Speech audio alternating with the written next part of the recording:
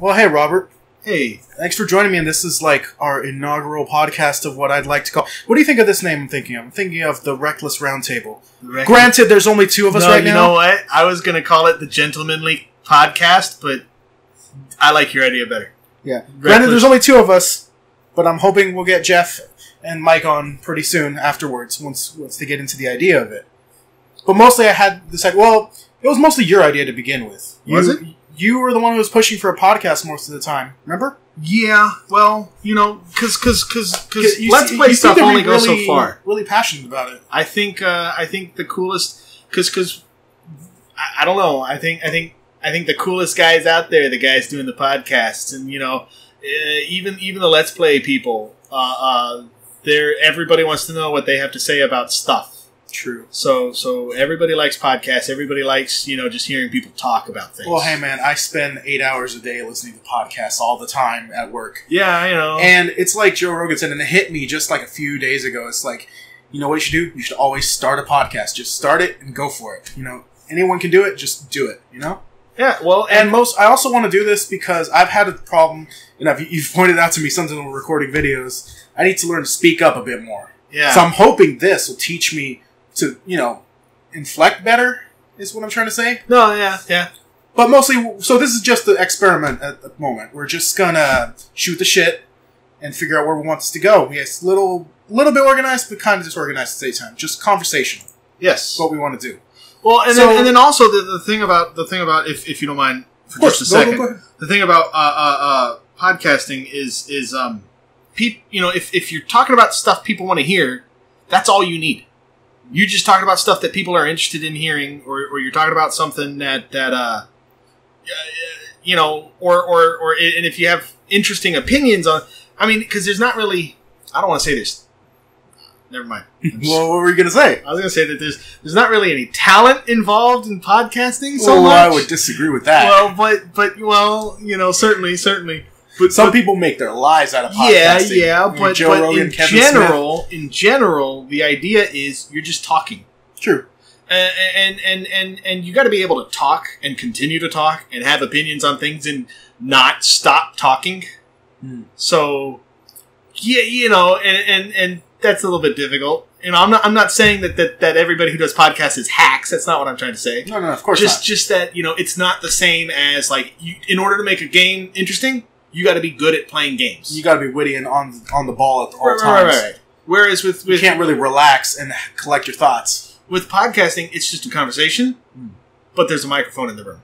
True. That's the difference. Okay. So, well, now that we've done a little bit of it... Oh, introduce yourself, man. I'm Bobby Hill. Okay. I'm Robert, and I do things. Yes. I draw. A bit of an artist. And I play video games. And I eat a lot of pizza. Who doesn't love pizza?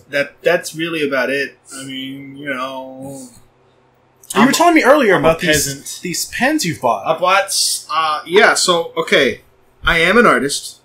I do draw. And I bought Prismacolor markers. I bought about $120. Now, what are Prismacolor markers? Prismacolor's the brand. And they come in, to my knowledge, they come in two different types. They come in like a what's called the chisel, which is like a highlighter. Yeah.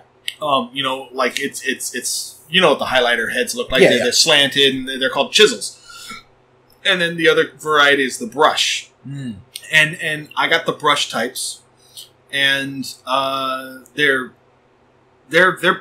really nice. They're alcohol based colors. They don't. They're way better. It's difficult to explain, but they're way better than like cheap Crayola markers. Yeah, which are like from arts and crafts. The Prismacolors and their ilk are for professional grade art. They're not toys so much. Each marker costs $7. Each individual color, is $7. So the quality's got to be way worth it. I've played with them. Let me show you. I drew this. This was one of them that I did with Prismacolor. This will go great on audio. That's Prismacolor. Yeah, it goes great on audio. And I got a... It actually looks nice. Not gonna lie. The brown, right? Yeah. And I did... The only color I had for the highlights was the same color as the shadow for the skin. So it doesn't look, the hair doesn't look great, but yeah, and then I had the same problem with this other one that I'm about to show you, and once I find it, but yeah, Prismacolors are really cool. They're super cool. Like they blend together perfectly. They color exactly the way you want them to. It's difficult to explain. It's difficult to put into words, but they're really good. And I will like plug them all day. They're super good. Good Very markers. nice. Prismacolor sponsor us, please. Yeah, I Be our wish. first sponsor. That'd be great. That would be neato. All right. Well, on top of that, how was 2017 for you? You know, it was alright. It was a year. It was uneventful. Not really much happened. A few games came out that I was really into. I dug Nier. Oh, yeah. We got a lot to say about Nier. Yeah, I dug Persona. You know, like the games everybody's talking about, right? Yeah, of course. You know, I dug most of them, the ones that I've played. The Nier, Persona. Geez, what are the other ones? Zelda, obviously. Mario Odyssey. Mario Odyssey, which I haven't finished yet. But I'm almost there. I did. I really love the New Donk City section. Yeah, I love the end of it where amazing. Pauline was singing. Yeah. That was super cool. But yeah, Destiny. Still playing Destiny. I dig Destiny. Yeah, I was a big when Halo first came out on the original Xbox. The Combat Evolved. Really dug it. Really liked it, and you know it's different from games. It plays and it feels different from games like Call of Duty, and Medal of Honor. It shocks me. Sorry to interrupt, but it shocks me. Like I said a while back, I was asking you since I finally got a PC. You convinced me to get a PC and get all this stuff. Started playing Destiny. I had to start over my file, but you know whatever. I've been having fun. It's been good. But then I thought about it because I'm never going to get an Xbox One because that time's passed for me. I can't. Well, there's no reason. You can't justify getting. You know, I have a PC. All of the Xbox exclusives are on PC as well. True. That's their big marketing gimmick right now. That's the thing. We had so much fun with Halo up to this point, and then I ask you, "Hey, Robert, should I buy Halo 5?" You're like, "No," and I'm like, "Whoa!" And it's not that Halo 5 is a bad game. Okay. It's not that it's not worth it because Halo 5 is a hella fun game. Okay. It's just that 6 is around the corner. 5 is relatively. It's an old game now. The story, it's, you know, it's a decent story. It's not their best. It's got some cool things here and there, but it's Halo. Yeah. What you would expect from Halo. If you care about campaign stuff, but most of the stuff with first-person shooters is going to be the multiplayer, the matchmaking. And the matchmaking is hella fun. Forge mode is not very fun, but it is very intricate, and you can do more with Forge mode in Part 5 than you could in any other Forge mode. Having said that, 6 is just around the corner. You know, they're going to make Halo 6. Yeah. And at this point, it's closer than it was. You know, obviously, it's closer now than 5 was from its release date from us. We're closer to 6 now. There's no reason to go to 5. I could see your point. So I'm not telling you that like definite, like maybe get it if you're curious, but don't get it expecting it to be like a big, groundbreaking, life-changing thing. I see. Because it's past that point. You just I'm going to get Halo 6. I'm going to get it on PC. Yes. Because I'm not saying. Speaking of which, you got rid of your Xbox, didn't you? Yeah. What was your experience with the Xbox One? There's nothing wrong with the Xbox One. All right. Except for the lineup of exclusive games. Yeah, they don't really advertise much exclusivity. Well, and I haven't seen much of what their exclusives are. I don't even know many of their exclusives besides Halo. The only reason I got it exclusive anymore. I have a couple of friends who really like Xbox. And you know, they're big Halo buddies. And that's all good and well. And I got an Xbox because I really wanted Halo. There were a couple, like Scalebound was going to come out. Sorry to interrupt here, but I just want to put some context on that. We were all about the 360 back then. Yeah. It was everything we played every day. And then all of a sudden, PS4 comes out and we just... Well, because during their marketing campaign... They fucked that up. You know, Microsoft was being a bunch of assholes. Oh my god. Did you see that dude that said, well, what if we don't have strong enough internet connections? We have a product for you. It's called the Xbox 360. Well, what the fuck is that? That was in response Do you know what that was in response to? Was him being said, there are people who don't have any internet. Like, what about our soldiers who are living in, like, nuclear subs and something, and they want to play your games? You know, they're out fighting your freaking war for you to be able to make this stuff. What about these people who, like, people who don't just live in the part of the world that just doesn't have internet or a reliable connection? Yeah. But like, I think specifically he was saying, you know, people who, like, live on a nuclear sub. That was the example he gave.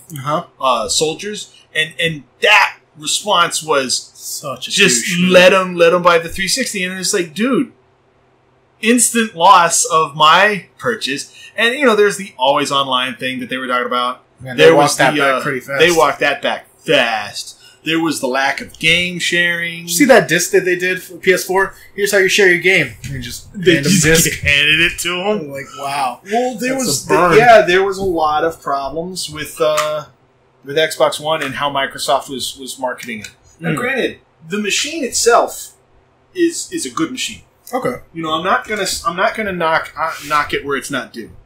The machine itself, it has the same amount of RAM as the PS4, 8 gigabytes of RAM, which is more than what my PC has. Granted, my PC can still run those games, like my running six. Did I say megabytes? Gigabytes. My PC can still run those games with 6 gigabytes. All right, but 8's a good number for now. 8's not a bad number. It's about average for gaming PCs right now. And both consoles have the same amount. Whereas I think the Wii U had 3, which, you know, that's neither here nor there. But, like, just for context, for the comparison's sake. But I like the Xbox's operating system took 3 gigabytes just to run the OS. The PlayStation's takes like half a gig. Yeah, like there's stuff like that. Yeah, you know, and Xbox does have cloud computing, and I don't think PS4 does. So there's gives and takes, but for the most part, I just didn't like how Microsoft was presenting themselves. So I decided to switch. I mean, I had a PS3, but I didn't play it because all of the games, I only played it for exclusives. And then it was the other way around for Xbox One and PS4. I played all my games on PS4 unless there was an exclusive on Xbox. And then the news came out. Microsoft came out and said, "Oh, we're going to do all of our exclusives on PC now as well, because they're going to be cross-platform." And I thought, why would I buy an Xbox if I've got it? Shot themselves a foot right there. Yeah. It's like, well, I mean, and granted, again, that is where it's where the industry's moving. Is PC. I mean, you know, feel about that however you want. The industry, we're going towards PC. The consoles are basically they're less. You know, 10 years ago they were just consoles. They just played video games, maybe movies, depending on the console. Now they're entire entertainment centers. True. They're moving towards being just a general entertainment center, a general like computer. In the next 10 years, there's not going to be. I don't think there's going to be a functional difference between a console and a PC. Assuming they even make consoles anymore in 10 years. I see. So granted, you know, the whole shared exclusivity, since Microsoft has Windows as well. They own Windows, so it doesn't right. It's not really the shared exclusivity is, you know, it's in the right direction for the long term. Yeah. But for the short term, it's really making me not want to buy an Xbox. Yeah. What else did we cover? Oh! That's right. We saw a few movies this year. Yeah, we saw Justice League. League. I went with Robert and my two little brother and sister. They enjoyed the shit out of it, and I was having. They were kids. Okay. I still had fun. I had fun. I had fun watching it. I know people love to rag on that. Love to rag on Justice League for being this terrible movie, but I'm like. It's better than Dawn of Justice, man. I gotta say, when you're comparing, Superman is Superman. All right, check this out. All right, let me lay down something because you really hated something about it. When you're comparing a bad product to a worse product, just because you're comparing something to the worst, this game's better than PUBG 3D. it doesn't mean it's a good game. You know? I'm not arguing that's good. I'm arguing I had a lot of fun and I really enjoyed my time. And in the end, that's the most important thing. You enjoyed the movie. You didn't walk out that mad. I didn't walk out mad at all. I had also seen, the Avengers movie, and I'd also seen the Civil War movie, and I was thinking, it's not the same tier. It's not the same league, if you will. All right, let's get down to brass tacks here. It's spoiler, whatever. It's an old movie by now. I mean, it's been a while. Well, we're going to be talking about it. So, what was your deal with Batman? Because I did not see a problem. I was like, whatever. Superman comes up to Batman and says, "I thought you didn't like me. I thought you hated me." And Batman's like, "Ugh," and he's got this like anime blush, and he's like tsundere. He's like, "Baka, I don't dislike you." Oh, and I was like, and Batman was throwing out one-liners, and a friend of mine was saying, we got so used to the Christopher Nolan, Christian Bale Batman, right? Mm-hmm. Where he just roids out and gets angry. And he's like, yeah, that's just the Frank Miller Batman. Okay. That's not normal Batman. And I agree. Sure, yes. I'm really tired of pissed off, angry, roided out Batman. You know what Batman I have yet to see? Yeah. Cold, dark, serious, broody Batman, which is Batman. That is how you're supposed to... He's not supposed to do one-liners. One-liners in the movie. Were the one-liners okay when he's being Bruce Wayne, or no? He's never Bruce Wayne in like public. Because I don't know much about the Bruce Wayne side of things because I don't really pay attention. I don't read that many Batman comics. So according to Batman, okay, for instance, using Superman as a counterpoint as an example, or even Peter, Spider-Man, right? Yeah. Peter Parker is the main character. Peter Parker is the guy, and Spider-Man is the alter ego, right? So what you're saying is Bruce Wayne is the mask. Bruce Wayne is the mask. In every version, when he talks about himself, he says, I don't call myself Bruce Wayne. That was even a line in Batman Beyond. He heard himself calling himself Bruce, and Terry was like, "How did you know it wasn't you?" And he goes, "Because that's not what I call myself." Huh. And because Batman is the real guy, and Bruce Wayne is the mask that he puts on in public, and that's the important part. In public, when he's around the rest of the Justice League, he's always broody. He's always Batman. When he's alone or with Alfred, he's always Batman. He only puts on the Bruce Wayne persona when he's in public. He's never in public in this movie. So I didn't, for one. There's that. I mean, and this is just fanboy ranting. Yeah. There's the fact that there was the distinction between Bruce Wayne and Batman, even though there shouldn't have been, because he was never in a situation. Everybody he talked to in that movie knew he was Batman.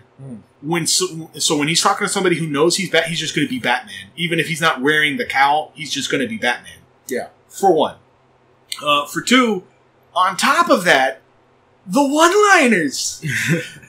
when they win, Batman with the costume in the scene where they're fighting comes up and he's got the goofiest looking smile, like hey, we did it. And I'm like, how'd you get the house back? I bought the bank. Yeah, well, admittedly, that's a pretty cool Batman. That's something Batman would have done. Okay. Yeah. Fair enough. Admittedly. That's no problem. Okay. Yeah. That's not the problem. Those kind of... And again, I want to put the distinction. Batman throws out one-liners left and right. Okay. Like actually in the comics, he's always throwing out one-liners, but they're not silly one-liners. They're not embarrassed one-liners. They're cold, dark, and broody, and snappy one-liners. I don't want to break your train of thought, but what was up with that mech that he had that didn't really do much? The walker? Yeah. The what was it? The spider walk? The spider crawler? Night walk? I don't want to say night crawler. I don't know what it's called. But it was just a weird bulky mech that was designed to go through the sewer. I don't know. And it's weird. He left it behind. Oh yeah. And then he told Alfred to bring it back to him. Oh, yeah. He's like, I need it now. And it was like, why didn't you just take it with you? Now, the whole thing about driving into the city to die, I'm like, okay, what the fuck was that gonna do? Yeah, and I know it, and Ben Affleck, he hates the role, supposedly. Okay. He hates the role because people make fun of him. Yeah, I don't think it's his fault. I don't think it's his fault. It's the writers and the directors. That's what it comes down to. and I said it before in private conversations, but here I am going to put it out there. Marvel and DC are the reverse. Marvel, their comics right now, people are like looking at them like, oh, you know, they're not that great right now. Did you see that they were planning a like a collaboration with an arms company that makes weaponry and who Marvel or DC? Marvel. I forgot what the name of the company was, but they were going to make comics, these heroes, but it's under this arms manufacturer. I'm like, I don't know if that's a good look for you, and they canceled it eventually. Remember when Call of Duty was using actual war criminals to advertise their games? Oh shit! Oh, this game is super realistic. How do you know? This is a guy that actually committed war crimes, telling you so. Oh, like fuck. Actual war crimes in like 2 or 3 years ago, like current. And like he's in, like he hasn't been convicted, but he's in trouble with it right now. Like that's why he's famous. That's why you would know his name. And we're banking on that. And Michael's the comic book expert on our side, but he's not here right now. He said, but he's been telling me that a lot of Marvel stuff is pretty bad right now. They're not doing great right now because their writers are weird. Yeah, people are super mad at them. They're weird. But the movies are doing fantastic. Their movies are making bank. Well, it's the other way around for DC. DC's pumping out great comics, but their movies suck. Oh man, did you see that animated Killing Joke? Okay, not all of their movies are awesome. Yeah. Oh, wait. Except for the animated ones. Not that one. Well, I heard some bad stuff about that one. You know, so have you read the Killing Joke comic? Yeah, I read it one time. Have you seen the movie? No. They added things. Oh, bad things? Unnecessary things. There's a sex scene between Batman and Batgirl. Oh, okay then. Yeah, like she's got him on the ground and she's straddling him and she just rips off her masks and bangs him silly.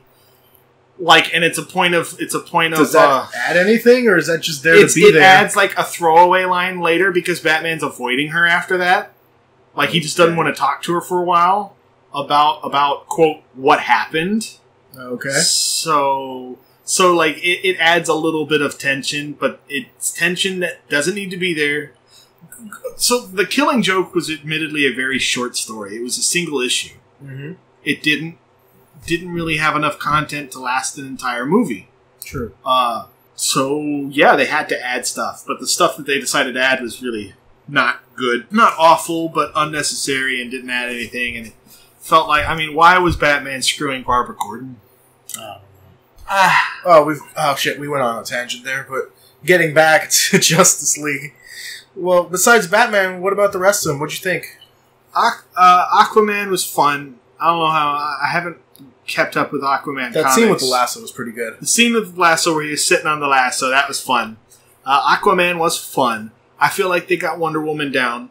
Yeah, they got her. She's the DC film's best character so far. Because that's what Wonder Woman plays like in the comics. That's how she is. You know, Superman's the easiest. Superman is the easiest character to do right. You just have an all-American friendo homeboy who's also really, really strong and can shoot lasers from his eyes.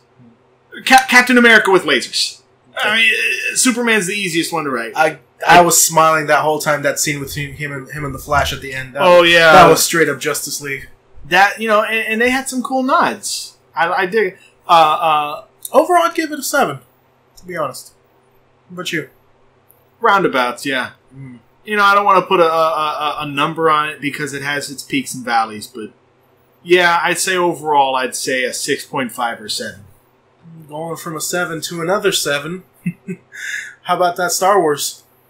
That's, you know, so because after the movie we stood there with, I think, one of the theater workers, and we just started talking for a while. Yeah, that guy stopped us. Yeah. Well, okay. I mean, I'm not saying. I'm just saying. That guy, you know, he was really. I was weirded out because he was talking to Michael at the beginning before we went in there. He was like, and he waited for him. He waited for Michael. He's kind of stalkery. Oh my god! But the movie it also has its highs and lows. I liked it. I liked it definitely more than I liked Justice League. There were some scenes that could have been done without. Like what? For the whole other B plot that they had going on. Shit, they had a C plot too. Yeah, but you know what though? It's not the fact that they had all these plots. It's that the ship, the A plot with the I don't know, is the I guess the ship would be the B plot. Them running away from because Rey would be the A plot because she's the main character. Yeah. But them trying to survive the Star Destroyer behind them was spoilers for this one too. Yeah, spoilers for everything we talk about. Sure, because we're going to be talking about everything. Period. So there's that point where I say there's that point where they're trying to survive the Star Destroyer, but it's the whole movie. That's all they're doing for that duration. That's all. And we keep going back and looking at them and saying like, oh, what are they up to? Oh, they're still running away from the Star Destroyer, and that's it. What did you think about that beginning with Poe? How he would just not let it go?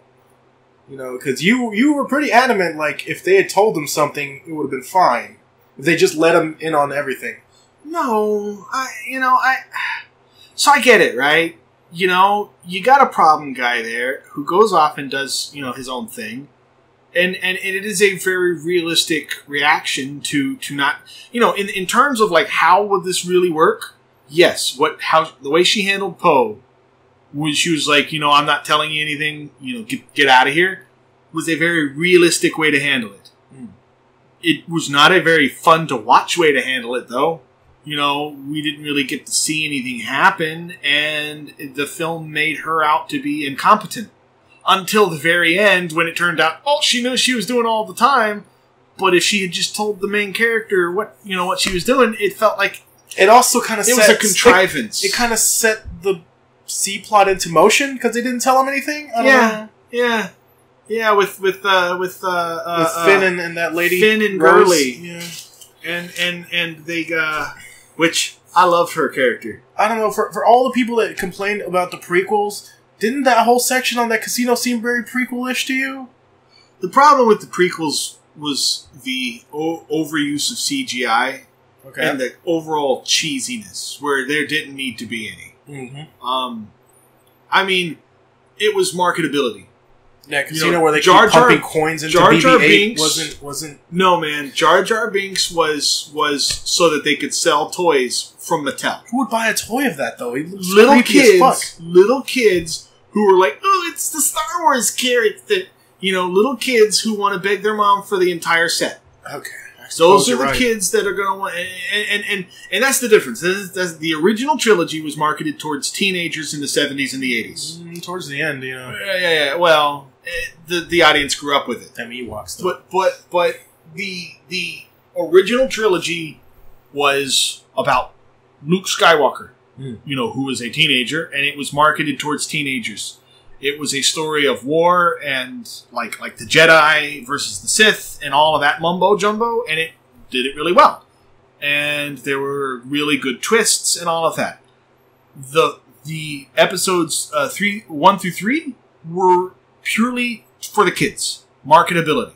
They wanted kids to really be into that one. Yeah. And then I feel like 7 and 8 are for the fans, are for the people who really liked the original trilogy and didn't like the prequels. I don't think any part of 3 was for kids, to be honest. And I like 3, honestly. I don't really have a problem with 3 for the most part. Okay. Dude, don't ever bring up 2 in front of Michael. He will go off. I hate 2.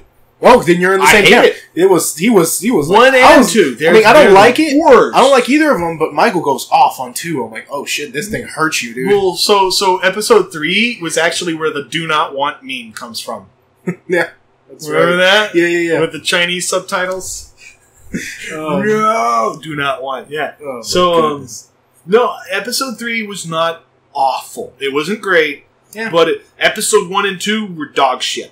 Yeah, no one can argue that. And I feel really bad. I think George Lucas went crazy before episode 1.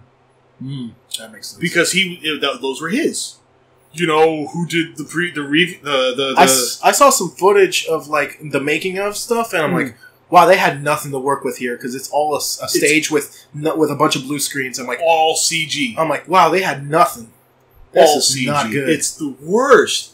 And half of the time, the characters on screen are CG. You know, they didn't want to use any practical effects because CG was available, you know, and it was not for the better, it was for the worse. Because CG, it's obvious as well. And the practical effects, even though technically they look worse than CG, there's something real about them. They're there. You know, it's not the actor looking off into space and then having fucking Jar Jar Binks put in post-production. You know? Yeah. I hear you. Getting back to 8. I really liked 8. There were problems that people... Did you hear about how theaters had to post up? Oh yeah, that scene was amazing, dude. When we saw it, it just goes and like. Did you notice? No one said anything. Everyone shut the fuck up. Dude. Everyone was quiet because they knew. They knew something was happening. They knew that that's how it was supposed to be. I have I hear about stupid shit all the time. Mm-hmm. I hear about people making stupid things or stupid people not understanding how the world works or whatever. I hear about stupid shit all the time. And I was still surprised that people who went to go see that movie did not know that scene was quiet on purpose. They thought that something was broken. Oh, no, really? Did you not hear about that? No, I didn't hear about this. So when you know, the scene where she you know, hyperspaces into some people were being shitty about saying, well, why didn't they hyperspace into the Death Star? I'm like, well, fuck off. That's beside the that's beside the point. Yeah. That's beside the point. That's neither here nor there. The big problem with it was because when she did it, all the sound cut out. Yeah. For dramatic effect, on purpose. But there were people who legitimately complained to the theater and said, hey, your movie's broken. There's no sound in here. The sound cut out because it's broken. They legitimately didn't understand. Right? And so, like, there were theaters that had to put up paper signs on the door to the actual rooms showing, you know, to the theater rooms showing Star Wars. You gotta be kidding me. That said, hey, just so you know, there is a scene at this exact point in the movie, at this time stamp, where the sound is going to cut out for like 15 seconds. It's intentional for dramatic. They spelled it out. Yeah. And they didn't say what happens in the scene, but they're like, please don't come at us and say that it's broken. It's not broken. They did it on purpose that way. People didn't know. Damn. How do you not know? Oh, dude, come on. Oh, wow. That's ridiculous. That lightsaber fight, though, it wasn't a fight, though. I know, it was just him dodging. Was it? Did you notice? No. I'm not talking about that. I'm talking about when they faced the Supreme Leader. And he just they were back kills him like nothing. I'm like, okay. I kind of saw it coming. Like I didn't see. I love that. He was like, I know every move you're gonna make, and I'm telling you how you're gonna make it. And he's yeah, okay. And he's not lying. He's not lying. But like, I didn't see it coming until he started talking. When he said, "Oh, I know what you're gonna do." And like before we're shown what's going to happen, because you're shown what's going to happen. You see the lightsaber moving towards him. Yeah. And then when you see that, you have to know. But just before that, it clicked on me. Like, oh, I know what's happening here. Because I was really happy that they did it a different way from the way they did Palpatine. Yeah.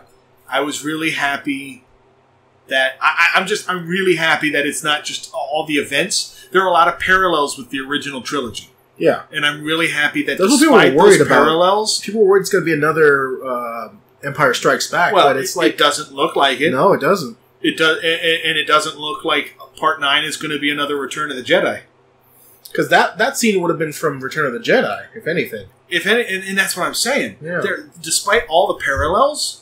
There's a lot, things are happening different, and I'm really happy about that. It's not very predictable. I was just impressed how badass those Imperial guards were. They seemed pretty awesome. They weren't even Jedis, and they were keeping up. Or they weren't even, Force users, to my knowledge. And they were keeping up with a trained Sith Lord. Right.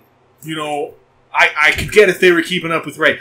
Rey was fighting one guy. And she's having trouble. But they were ganging up on Ren. Kylo Ren, yeah. And he was mopping the floor with him. He was struggling here and there. Well, I'm not saying he made it look easy. I'm just saying he decimated him.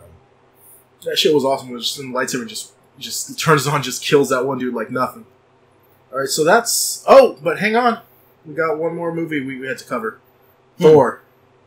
We went to see Thor, remember? Yeah. That shit was awesome.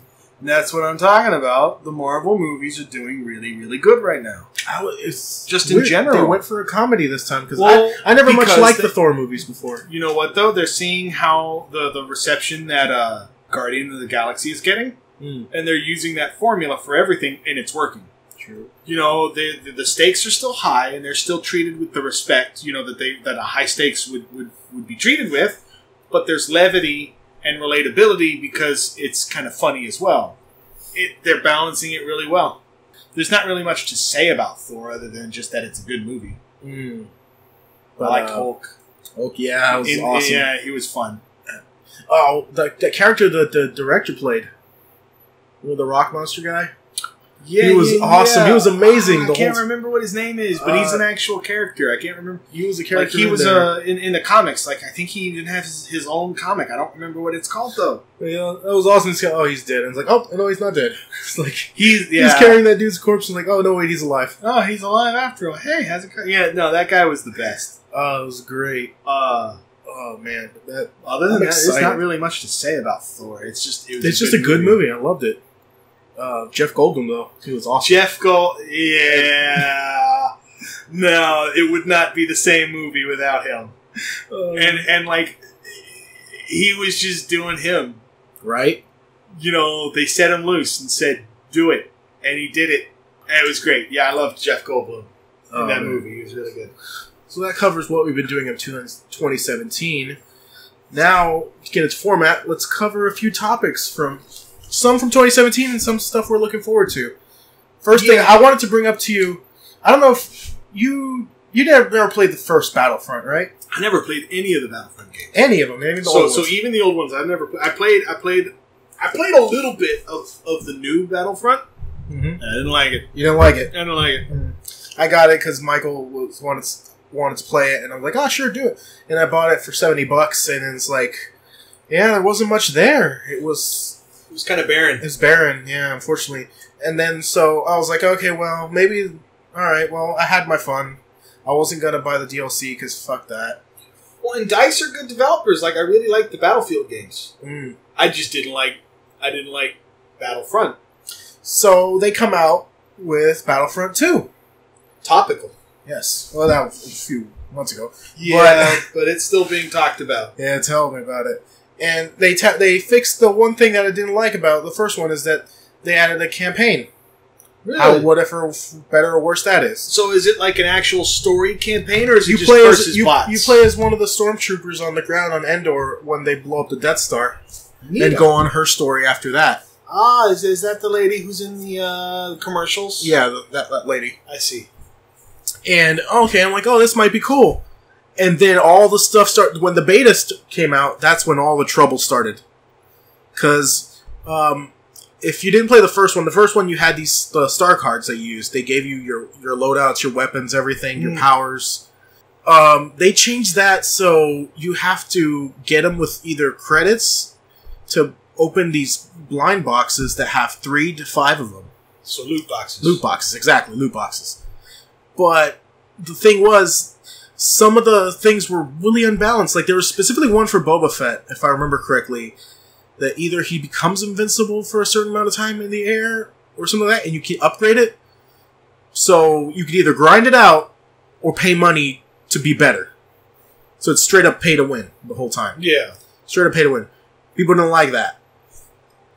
And the thing was, the other thing is, if you paid like $80 for the game, you get like, oh, you can get all these characters and stuff like that, but you have to still unlock them to be a certain, like, you have to be a certain amount of credits or something to unlock them. They wanted you to pay 80,000. I want to say it's 80,000 credits or something like that. I can't remember the numbers exactly, but it was an obscene number of credits, and you gained so few of them. And they mathed it out, and they said you'd have to play 40 hours just to unlock Darth Vader, even though you paid to have him. Yeah. Even though, well, hold on a second. If you paid the special edition to have Darth Vader, you still had to unlock Darth Vader. The old-fashioned way. Yeah. Wait. So maybe I've been misunderstanding. Let me roll this back real quick. Are you saying that if I bought the $60 game, I couldn't even have a chance to get Darth Vader? You'd have a chance, but you'd have to roll forever. And then once I unlock him that way, I would still have to unlock him. I believe that's how it worked. Don't quote me on it, because I didn't buy the game after all the shit I heard about it. But here's the thing. They immediately backed the fuck off. They were like, oh shit. So they turned off microtransactions. No, at first they were being bullshit. They were being assholes about it, because they're saying... Yeah, they were saying something like, we want our players to feel like they've won something, or to feel like they achieved something. For playing 40 hours to play as another character. I'm like, fuck you. And then on the launch day, they turned off microtransactions. And they said, oh, we're going to reduce the cost of heroes by like 75%. The real world cost? Or their credit cost. Okay. But the thing was, they didn't tell you, is when you clear the campaign, you get 10,000 credits. They cost 15,000 credits, right? Yeah. They also tuned it so you get 75% less credits when you beat the campaign. You mean... For clearing the campaign. Once you beat the campaign, your credit count, like that for every credit you receive... This was before the game came out, so now the change was already there. They tuned it so that once you've beaten the campaign, you receive less credits moving forward. No. When you beat the campaign, you get 10,000 credits or so. Yeah. That was before, beta, stuff like that. Now, when you beat the campaign, you get 75% of that, but they also said, oh, we'll reduce the cost of heroes by 75%. They didn't tell you that they reduced the rewards by 75% as well. So in the end, it equals out. It equals out the same way. They hit it. And the thing was, people were also fucking mad because no matter what you did in the multiplayer match, everybody got the exact same amount of credits for participating. It didn't matter if you got like first place or what MVP. You all got the same amount of credits. You know who's doing that really well? Who's doing that exact same system and doing it really well? Destiny. Funny, and I don't even mean to segue into that. We'll wait. But like just as an aside, Destiny has a participation award for its matchmaking as well, and it doesn't feel like you're getting cheated. It just feels like you're being rewarded for playing, as opposed to, well, you showed me that when we played Crucible that one time. Yeah, you get stuff whether you win or lose. Yeah, I don't even think there's a difference. I think you get the same. You might get something extra for winning, but if you do, it's such a small difference that I've never noticed it. Okay. Like, it's and the rewards aren't crazy unless you're going up to the crazier game types, like the Trials and the Iron Banner, stuff like that. Then the rewards get a little bit more, but yeah, it's you get the same thing regardless of whether you win or lose. You get the same thing no matter how badly you lose or how big you win. Yeah. And nobody... there's always going to be some people who have a problem with it, but for the most part, nobody has a problem with it. And it works. How is EA... Well, okay. I just said how by saying their name, but how do you screw that up? That's a system where everybody wins, and all you gotta do is just make your stuff good and make it fun to begin with.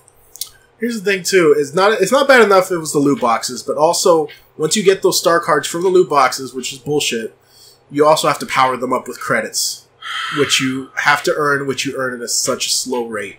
So you have to grind, or sometimes you can get credits in your loot boxes. So there's that. And it got so bad, they removed all microtransactions, and they said for now, which I'm like, okay, come on, you can't be this stupid. They're testing, they're pushing the boundaries as far as they think they can get away with. But have they pushed it too far? Because now they fucked it. It's gotten to the point like other microtransactions people are like, you're fucking this up for us, because they had to go in there and say, and the reason the fucking dumbass reason they said they did loot boxes is because we can't do cosmetic items because it fucks with the canon of Star Wars. Never mind the fact you can have Kylo Ren fighting a Yoda for no reason. On the one hand, they tried to blame Disney for it. I hesitate. No, hold on now. Okay. I hesitate to give EA the benefit of the doubt ever. Just on principle. because they're EA. They've got the reputation.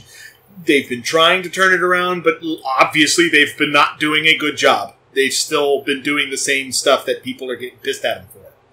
I always hesitate to give them the benefit of the doubt, but it is Disney.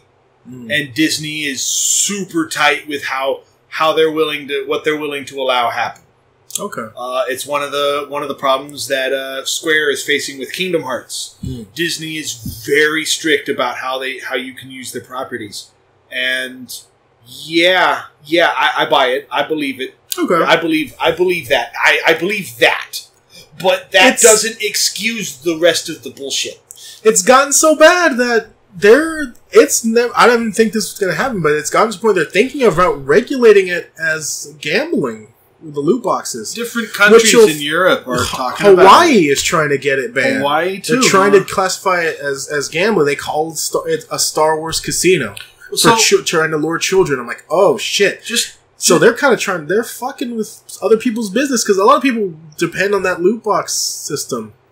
Right, for Overwatch, legitimate... Overwatch does it okay, because it's I mean, as for whatever you want to say, it's not something you need. It's just fancy costumes. The stuff that you build, they're just costumes. Yeah. Everything that's played is played based on skill. Everybody starts on the same grounds in Overwatch. Yes. You don't unlock stuff that makes you better. You don't unlock extra gear or weapons in Overwatch. And you'd asked just a moment ago, is EA pushing it too far? That's a question that's been asked for the past decade. EA's been doing this kind of stuff. Remember Dead Space? Remember Dead Space 3?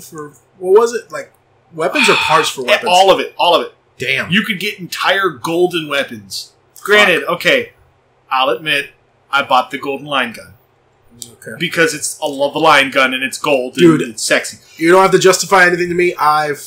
Microtransactions and me have had like a pretty bad history, because like I feel so bad about this, because I told Michael a few months ago, it's like, oh yeah, I'm playing Sword Art Online on the phone. Yeah, I'm like, I can do all this shit. I never have to spend a dime. I never will spend a dime.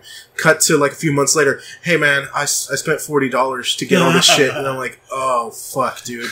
It got me. Same with Fate Grand Order. It made me spend like $30 and got nothing for it. Well, which is like, and what I was saying earlier before we started this, I'm not immune to microtransactions. I'm not trying to say I'm better than them. If you're playing a game for free, I mean, SAO, Fate, they're properties. They got to make money somehow. True.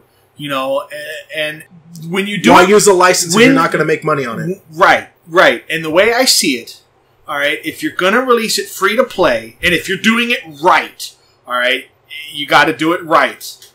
Okay, this Clash of Clans shit where you got to wait for like 3 days to level up a single guy. Or pay that's not doing, or pay money. This Farmville shit, that's not doing it right. All right, when you do it right with the level of respect that you know damn well your customers are going to want, then you deserve it.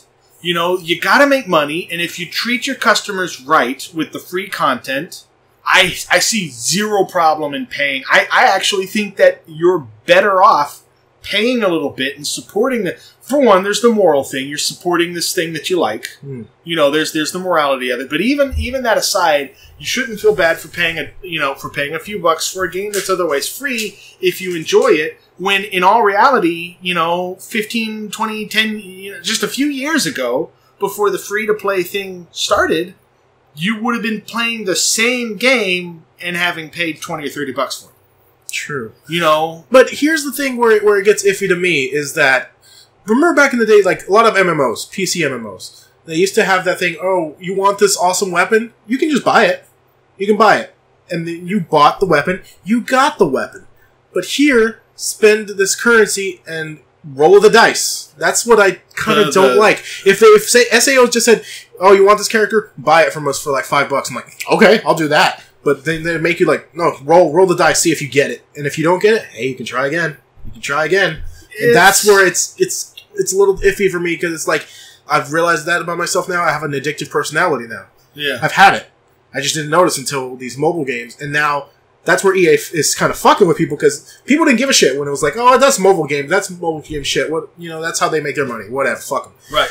This was a $60 game, Battlefront, and then they tried to add that shit onto it, which was like, EA is really, really dirty in how it handles microtransactions. You don't do that shit. EA will find reasons to charge you more. And again, going back to Dead Space, you spend your like $10 on aesthetics, on fucking suits. Granted, the suits had different stats, but that's not why you were buying them. You were buying them so that you could play as, Dead Space 1 Isaac in his suit. Like, you didn't buy them for the minor change in stats, because more or less the stats were universal across all the DLC suits. Mass Effect 3, another good example of microtransactions. Mass Effect 3, in my eyes, was microtransactions done right. What? Am I wrong to say, that's from what I remember from our time, that was the first time I encountered loot boxes? Personally, in consoles. Yes. Yeah. I mean, I'm not saying that's the first time that they happened, but that's the first time I personally encountered them, and I dug it. Because it was the random thing, right? It was random characters or whatever. You know what? It was random, but you know what? It was fun. Yeah. And you weren't playing competitively. You were playing with your friends, and it was not pay to win. It was not pay to win. And it was fun and it was successful, and I don't know why I couldn't pinpoint the differences, but EA did it right. But they did it the same way. And it worked back then, and they're trying to do it the same way, and it's just not working now, and they're trying to milk it now. And, and again, it was EA. They were trying to milk it back then, but we put up with it because Mass Effect was fun, and because there wasn't really any... It was just a fun game. A lot of people didn't put up with it. I put up with it. Yeah, I've fallen victim to it myself. Well, moving on from one company's shady tactics, let's talk about some Destiny of after Bungie's shady tactics. You were talking to me. You telling me this earlier. What's going on with Destiny? Destiny 2. So some time ago, it's not... I don't think it's current anymore because I've read their post on it. But, and they milked it too. Hey, buy these Pop-Tarts. Gets double XP. I'm like, did they? I didn't. Have you not seen these? I hadn't heard about everywhere. Pop-Tarts. They're Pop-Tarts with it. Really? Yeah. Not just Mountain Dew. I didn't hear about Pop-Tarts. You can buy a box of Pop-Tarts for no, a code. Jeff tried one of those codes and it didn't work, which is fucked up. Really? Yeah, he tried it. He's like, it didn't work, and I just got these Pop-Tarts. I'm like, okay.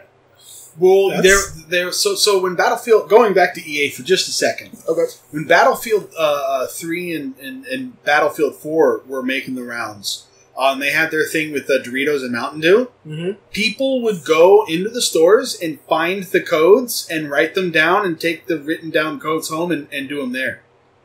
Without buying the product. So when somebody did buy the product and tried to use the code, it was already used. Damn. So, I don't know. I haven't heard about these Pop-Tarts things, but if it's possible for somebody to look at them somehow discreetly and write down the code and just take it home with them, that's possible. I didn't look at them too close. I just saw the Destiny stuff on it. I'm like, okay, that's a thing. So the big thing with Destiny recently has been the DLC. The EXP, the experience points. There's a thing about the DLC too, where they would lock you out of stuff that you had already had from the base game. Some strikes or something you couldn't do anymore, and then I think they rolled that back recently. They tied it back to... In Destiny 1, you can pick the strikes you want to do whenever you want. Okay. There was a strike playlist, and there were benefits to playing on the playlist versus playing, just picking one. The longer you stuck in the playlist, the better gear you got and the more drops you would get per strike. Okay. And you could just wait it out and just rake in the loot. More than if you were to manually pick each strike. Now, the only way to do strikes in Destiny 2 is through the playlist. You can't select them. You have to do the playlist. So there is that. And because Destiny is a game as a platform, it's I think that's the correct phrase. Games as a service? Service. Yeah, game as a service. Because it's a game as service, it's you're required to buy the DLC in order to stay current. I don't have a problem with that. I don't think most people have a problem with that. Most people who are playing Destiny because they like the game, I mean, yeah, it sucks that you got to pay $20 per expansion. Yeah. But I don't think anybody is faulting Bungie for making it so that you have to buy the DLC to stay current. The problem is that because there were certain levels that you could only play on the playlists, and the playlists are current as well. So if you don't have the DLC, you're not playing Strikes. You're not playing Nightfall. Because, I mean, you might. I think that's what it was. Certain Nightfalls you couldn't play. If you're lucky, yeah, I heard about that. That was actually the most recent Nightfall was that. It was a DLC mission. It was a DLC strike for that Nightfall. And people couldn't play it unless they bought the new DLC.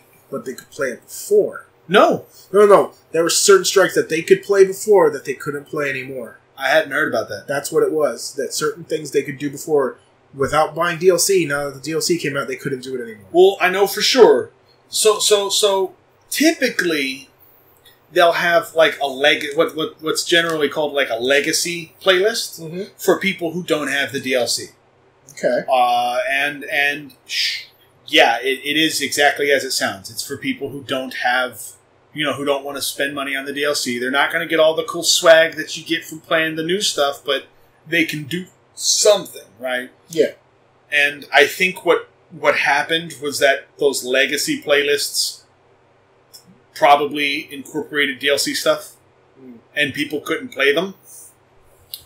That sounds like what I'm hearing from people. But the real big issue lately has been the experience. Yeah, so you were telling me about this. So, it's common practice for Bungie. They did it in Halo Reach as well. The more experience you earn, or the more you play the game, the less experience you earn per action that grants experience. Okay. So an action that would grant you like 100 experience now grants you like 20 experience because you've been playing all day and you've been grinding this action out. They're easily grindable action, like public events, for instance. Public event is easily grindable. You can, once you're done with one, you just go to the next and you can grind them out. They give you a lot of experience. They give you a lot of glimmer. And they give you drops. And they give you, like, tokens and stuff. Cool stuff. Yeah.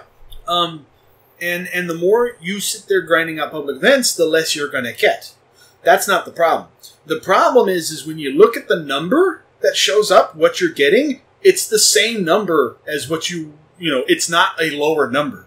Okay. Even though it still says 100, even though you're getting 20.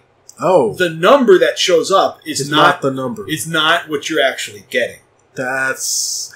Whoa. Yeah. So what Bungie's response to that was? What? Oh, we heard what people said. We heard that people are upset about it, so we realize that our system isn't working the way we want it to. That's what their recent thing on their website says. Okay. If you go to like Bungie, I think it's also up on Battle.net. So we're going to be disabling it, and here's how it's going to work moving forward. Yeah. And they said basically they explained the thing that I just told you, and said that's the change. Okay. Like they didn't change any. They didn't even address the number thing, which is what people are getting pissed because the game tells you you're making this, but you're not. Wow. So okay. And Bungie didn't even address that. They didn't even mention that. Damn. They said easily grindable things like public events are the more you grind them, the less you're going to get as you grind. Shit. And again, there's no problem with that. And, Okay. then they said, the harder to grind stuff, like Strikes and Nightfall, the more you grind it, the more you'll get. Okay. As you move forward. So stuff that you can pump out fast, you get less moving forward, less as you go. But if you can stick with the playlists that are hard to complete, you get more. And that sounds to me, I like that idea. But again, that doesn't address the problem. The problem people were having was being lied to with how much they were getting for completing these things. Okay. Not for the actual gimping of the experience itself. All right. Well, we'll see how that situation pans out further on. I don't know. I might buy the DLC sooner rather than later, but I don't know. Well, if you do, get the season pass. Okay. Because each individual DLC costs $20. There's two of them. Costs $20, but if you get the pass, you get both of them for $35. It's not a big discount, but it's worth it if you can afford it. All right, I'll look into that maybe later. You know a company is doing things well, though. I don't know. Who could that be? Who could that be? Nintendo, maybe? Oh, yeah. They seem to be on the come-up right now. Mm-hmm. Ever since after that disaster with the Wii U, which I'm like, I loved my Wii U, but I'm like, as I'm further away from it, I was like, yeah, there were problems here and there. I was talking to some people. It's a shame. There's so many games stuck on that platform now. Yeah. Although Bayonetta 1 and 2 are coming out on the Switch now. I have a wish list of games that I want to see on the Switch. I want to see from the Wii U. No, days? just period. Oh, okay. Just from Nintendo's recent catalog. Okay. I want to see the new remasters of Ocarina and Majora's Mask, the 3DS ones. Oh. I want to see them brought over to the Switch. Yeah. I would love to play those games, the remastered versions, on my big TV. Yeah, yeah. I would love to play them. They're the definitive ways to play the game, I believe, and I would love to play them on. That's the thing. The Switch, we don't have to argue anymore because I always had that going on with you. I always love handheld gaming as opposed to TV gaming. I always will never back down from that. But now the Switch does both. It's like whatever. If you want it you want to lay back and just play on a smaller screen. Here you go. If you want to play on your TV, there it is. Yeah, yeah, and it's seamless. The only thing with the Switch is that like the range is a little weird with the Joy-Cons. Mm. If you're more than like 3 feet away and there's anything in front of you, it can go out of sync. I see. For games like Zelda, where the motion controls control your bow and stuff, yeah, that can get really obnoxious. I see. But there's the Pro controller for $70. That's expensive. Yeah. So I was explaining to a friend who was being very gracious and listening, even though I could tell that they weren't interested. The history of Nintendo, going back to Yamauchi, like how the company presented itself. Right? Man, he was a hard ass. He was a hard ass. Nintendo threw their weight around. They were the top dogs during the 90s. Yeah, during the 80s and the 90s.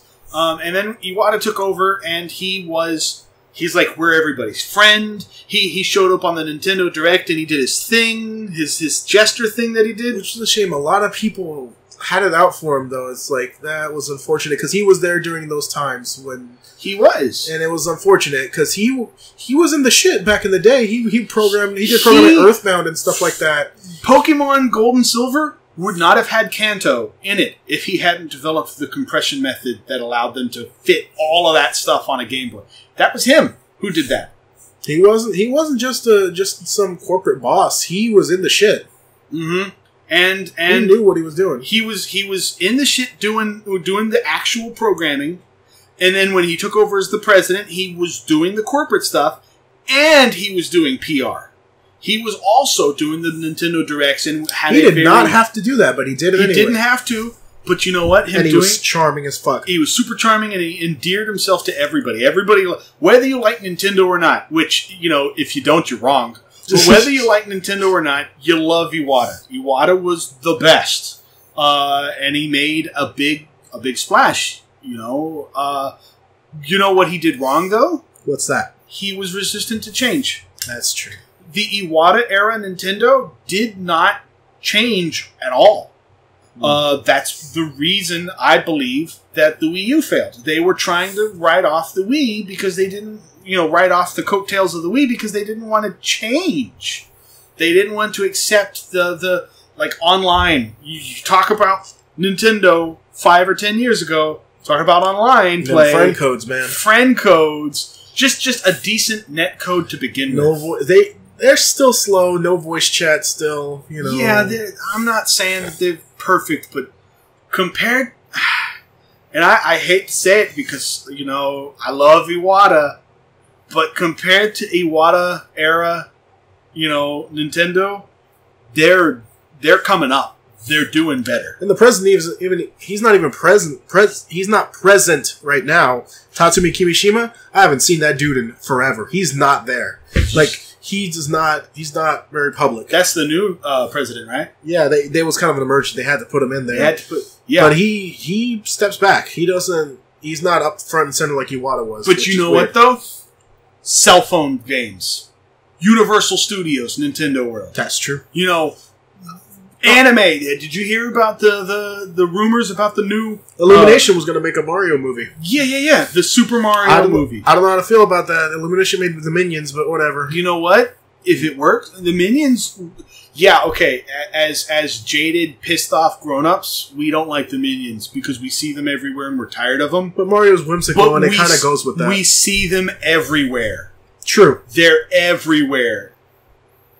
That's success. Hey, one way or marketing is another. marketing, man. Marketing's you marketing. get it out there, it'll spread. I feel like they're going to at least be faithful to the source material, which is really what we need. I mean, hell, Switch has become the fastest selling system in the US, surpassing the PS2 in speed of sales. Pokemon Go. Oh yeah, that thing for a while, dude. Like Nintendo currently, the Animal Crossing game on the thing. Yeah. Super Mario. God, another gotcha game. I got. The put some Fire Emblem. I could put money into that too. And that's what I'm saying. Like they are changing now for the better. This never would have happened with Iwata. Yeah.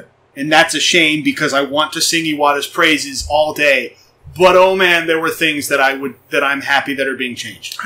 I want to say maybe the Switch was in development while Iwata was still alive. Maybe. But I'm not talking about necessarily the Switch specifically. I'm talking about the direction that they want to go with the company and with the IPs. I got you. I am really happy with the Switch. I love my Switch. I got a Switch when it first came out. When it was you waited in Walmart all day. Mine was weirder because I went after work. You pre-ordered yours, didn't you? No. Oh. I went after work on the day it came out. I just drove by. I'm like, you know what? Let's see. And I went to the Target I used to work at, and I just stood there, and I met like one of the animators from Rooster Teeth there, just waiting in line. We just started talking. And this dude comes out, and gives us tickets. I'm like, what's this? And he's like, oh, it's to get a Switch. I'm like, and it was me, and then one more, and that was it. I was the second to last one to get a ticket. Ooh, wow. So if I had not just been there at the right time, I would have not gotten my Switch. But other than that, it was just like no pain to get a Switch for me. My story was not as painless. Okay. So I wanted a Switch. Yes, you texted me as much. Bad. Because Zelda. Yes. Because so I'm a huge Kingdom Hearts fan. I've been looking forward to Kingdom Hearts 3. Kingdom Hearts 3 was not even on my radar because of Zelda. Zelda. And then, there were the rumors about Smash, which so far haven't panned out to be anything. But they could do a Smash port. They could do a port. I wish they would, because that would be super cool, but that's neither here nor there. I had a lot of reason. Zelda. I could just Zelda. That's all I wanted. I didn't care about Mario. I didn't care about Metroid. Yo, Mario's a good game, though. I mean, I'm really happy that Metroid Prime 4 is happening. No, I'm really happy that they're doing stuff, but I didn't care. The only reason I didn't care about Splatoon, I didn't care. I never even played the first one. I don't care. I wanted Zelda. Oh man, I was so hyped for that. Did it live up to your hype? Yes. Very good. Yes, I am super happy that I got it. Favorite Zelda? Yes, yeah. Favorite Zelda. I'll say that. Nice. I'd heard online. A whole bunch of I don't want to say magazines, but like Polygon and Giant Bomb and Game Informer. Game Informer is a magazine, but the websites, right? The news outlets for gaming. Yes. They were saying, hey, on this day, like Nintendo's we've been in contact with Nintendo on this day. They're expecting to have games at these stores. Like, they were very specific. Yes. And I'm like, this is scoop. This is new. This is something that I need to jump on.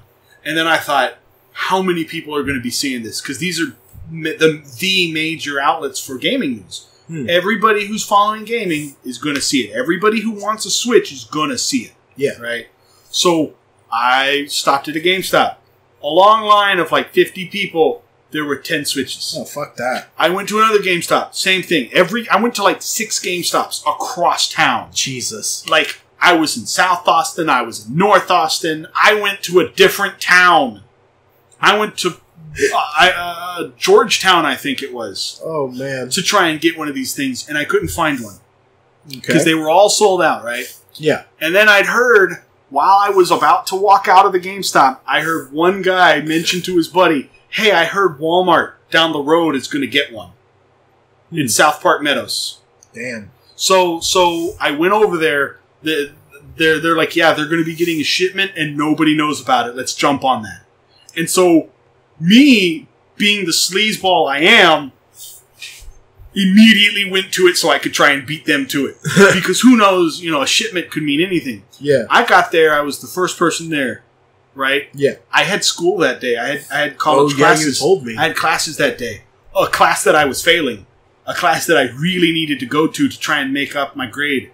Oh, no. And I was like, okay, I'm going to be here as long as it takes to get this Switch. I really hope that I can get it. Yeah. I really hope that this tip is legit. I get there. It's a long story. Yeah. But basically, I get there. Like 8 other people show up. They had 6 Switches. Everybody there was like, "Yeah, this guy's first." They allowed me to get mine first. I was so happy. I was standing there in the Walmart in the Electronics Center for 8 hours. Fuck, dude. 8 hours. And the people at the Walmart were really nice. They were saying, "Yeah, we're expecting to get them in. Yeah, you can stand here. Just, don't stand, don't sit on the stands. Don't sit on the displays. But yeah, if you're willing to stand, you can stand here. You can wait. It's not going to be a problem." Yeah. They were really cool about it. But yeah, I skipped that class. I got in trouble. Fuck it. Totally worth it. I played Zelda that whole day. Oh, man. And then when I was telling, the next day I went into the class and they were like, "What happened?" I was like, I was sick. I wasn't feeling good. I had, and then I turned to my buddy and I said, "I had the Zelda sickness." Jesus. Oh, man. That's pretty crazy. But, oh, man, just as a final thing on the Nintendo thing, just think about this. The Wii U struggled to get to 13 million. And the Switch it's still March will be its first year. Yeah.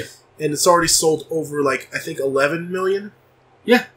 And it's like damn. And only that low because of the production problems, because they're the short supply. If not, they'd be flying. They would be even more. That they would have sold more units if they could. But how long was the Wii U? 4 years on the market and it couldn't sell 13 million? Here's my theory on that. Everybody didn't, for a long time, people... So the Wii was so successful because it was marketed to everybody. Yeah. Alright? You know what the problem with marketing something like that to everybody? When the next thing comes out, the only people who are going to keep buying new consoles are going to be the dedicated people anyway. The people who are going to buy the new console anyway. Right? The people who wanted the new Mario and the new Zelda and the new Smash Brothers. Those are the only people that are going to buy it anyway, and they didn't... They were assuming that the sales for the Wii meant something. The sales for the Wii was a bunch of old people who were playing virtual bowling with Wii Sports. Or that tennis. Their collective reaction to hearing about the Wii U was first, "I've already got a Wii. Is it a controller for the Wii? Is it a controller for the Wii?" It's just marketing. And then second is, if it is a new thing, I'm going to have to pay another $500 for, $400 for. Why? I've already got a Wii and I'm happy with it. Right. I don't need to upgrade because there's nothing on the Wii U that I would want. True. It's just, it's a new... So Nintendo bungled it hard. It's entirely their fault. I blame them wholeheartedly for messing up the Wii U. Yeah. They rested on their laurels. That seems to be a trend that a lot of these console companies have. 360 did it and got fucked by PS4. Yeah. PS4 is doing it right. No, PS3 did it way back when as well. Okay, we have Blu-ray, and then nobody gave a fuck. Because of the fucking... that was some bullshit. You'll get a second job to get a PS3. I'm like, alright. People were getting stabbed over the PS3s. It was in the news. But people were walking out of the Walmarts and stuff with the boxes, and somebody would walk up to them and stab them with a knife and take their PS3. But the thing, they never learned their lessons because PS2, they were on top of the world. They got fucked early on the PS3. 360 rested on their laurels, and then they got fucked when they came to Xbox One. PS4 is kind of being douchey nowadays with certain things. Yeah. And I don't know if something's going to come up on them later on. And Well, Switch is them redeeming themselves after fucking up so bad. Which brings me, like, PC seems to have been just there in the background, just stable.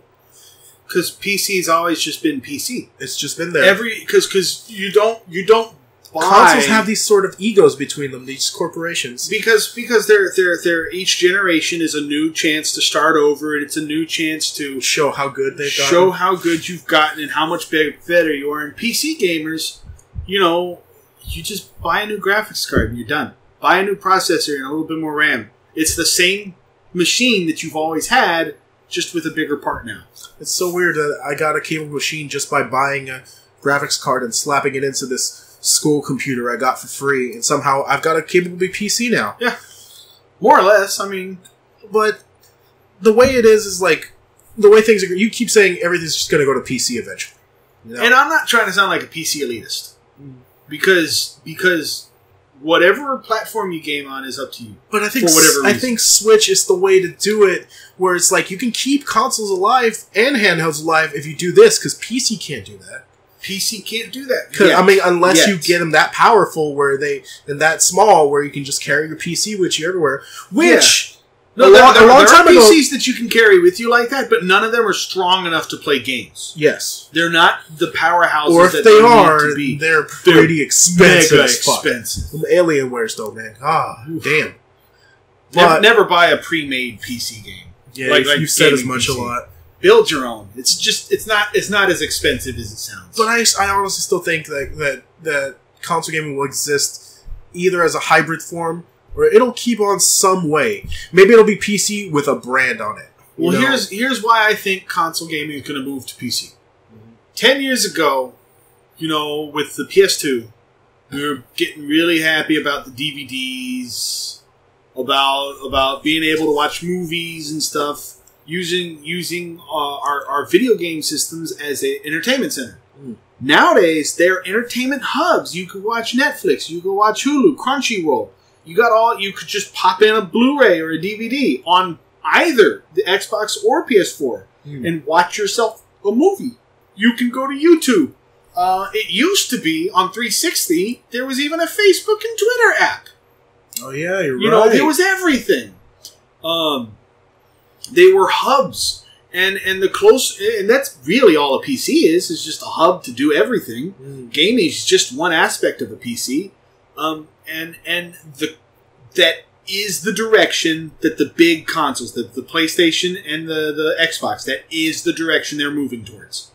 It doesn't matter how you feel about PC gaming. That is where it's going. I still think Nintendo will at least be like, if anyone's going to still be left at the end before they finally submit, it'll be Nintendo. Nintendo is not going that way. Instead, they're innovating on what the idea of the console is.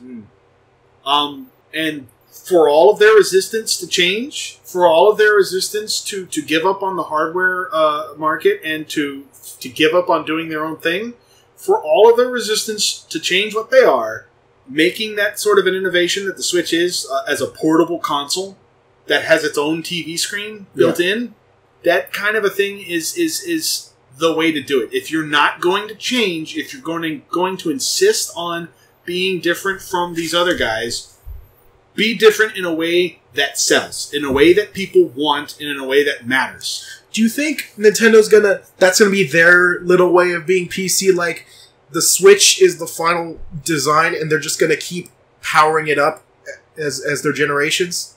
Because why stop? Why in the next console? Why would they take away what they've done with the Switch?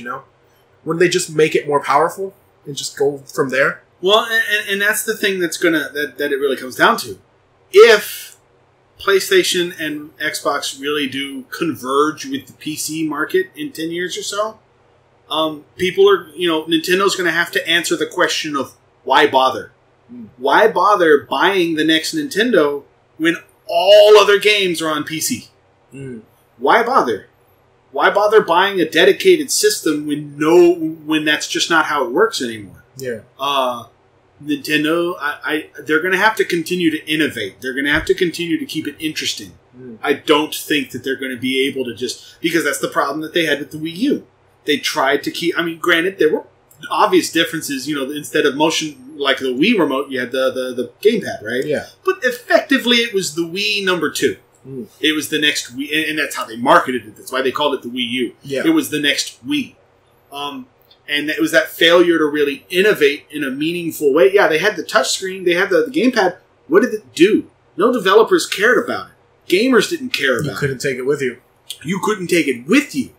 You know, it was useless. And it was expensive if it broke. And it was a necessary part of the game, of the console. Most games didn't even work if it wasn't turned on. Yeah. So, like, innovation for innovation's sake is not the way to go. It's stupid. And it causes... It's what caused the Wii U. Mm. They didn't really do anything worthwhile. And if they want to continue the success that they have with the Switch, they're going to have to find a way to answer that question. Why bother? Why do I buy the next Nintendo?